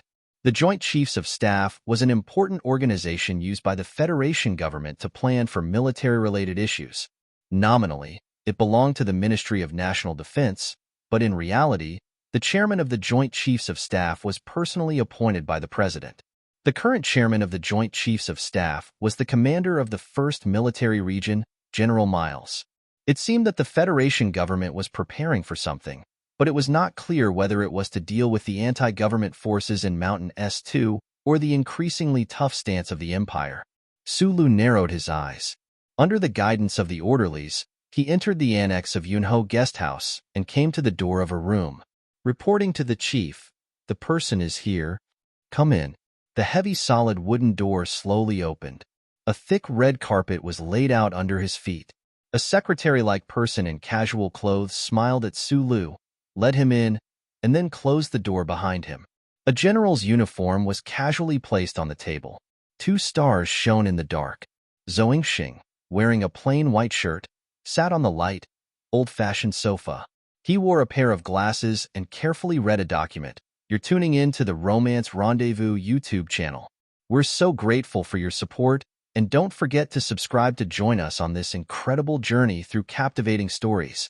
Your generosity through donations truly makes a world of difference, as it's the primary source of revenue that allows me to expand and enhance this channel for you. Thank you from the bottom of my heart for being a part of this adventure."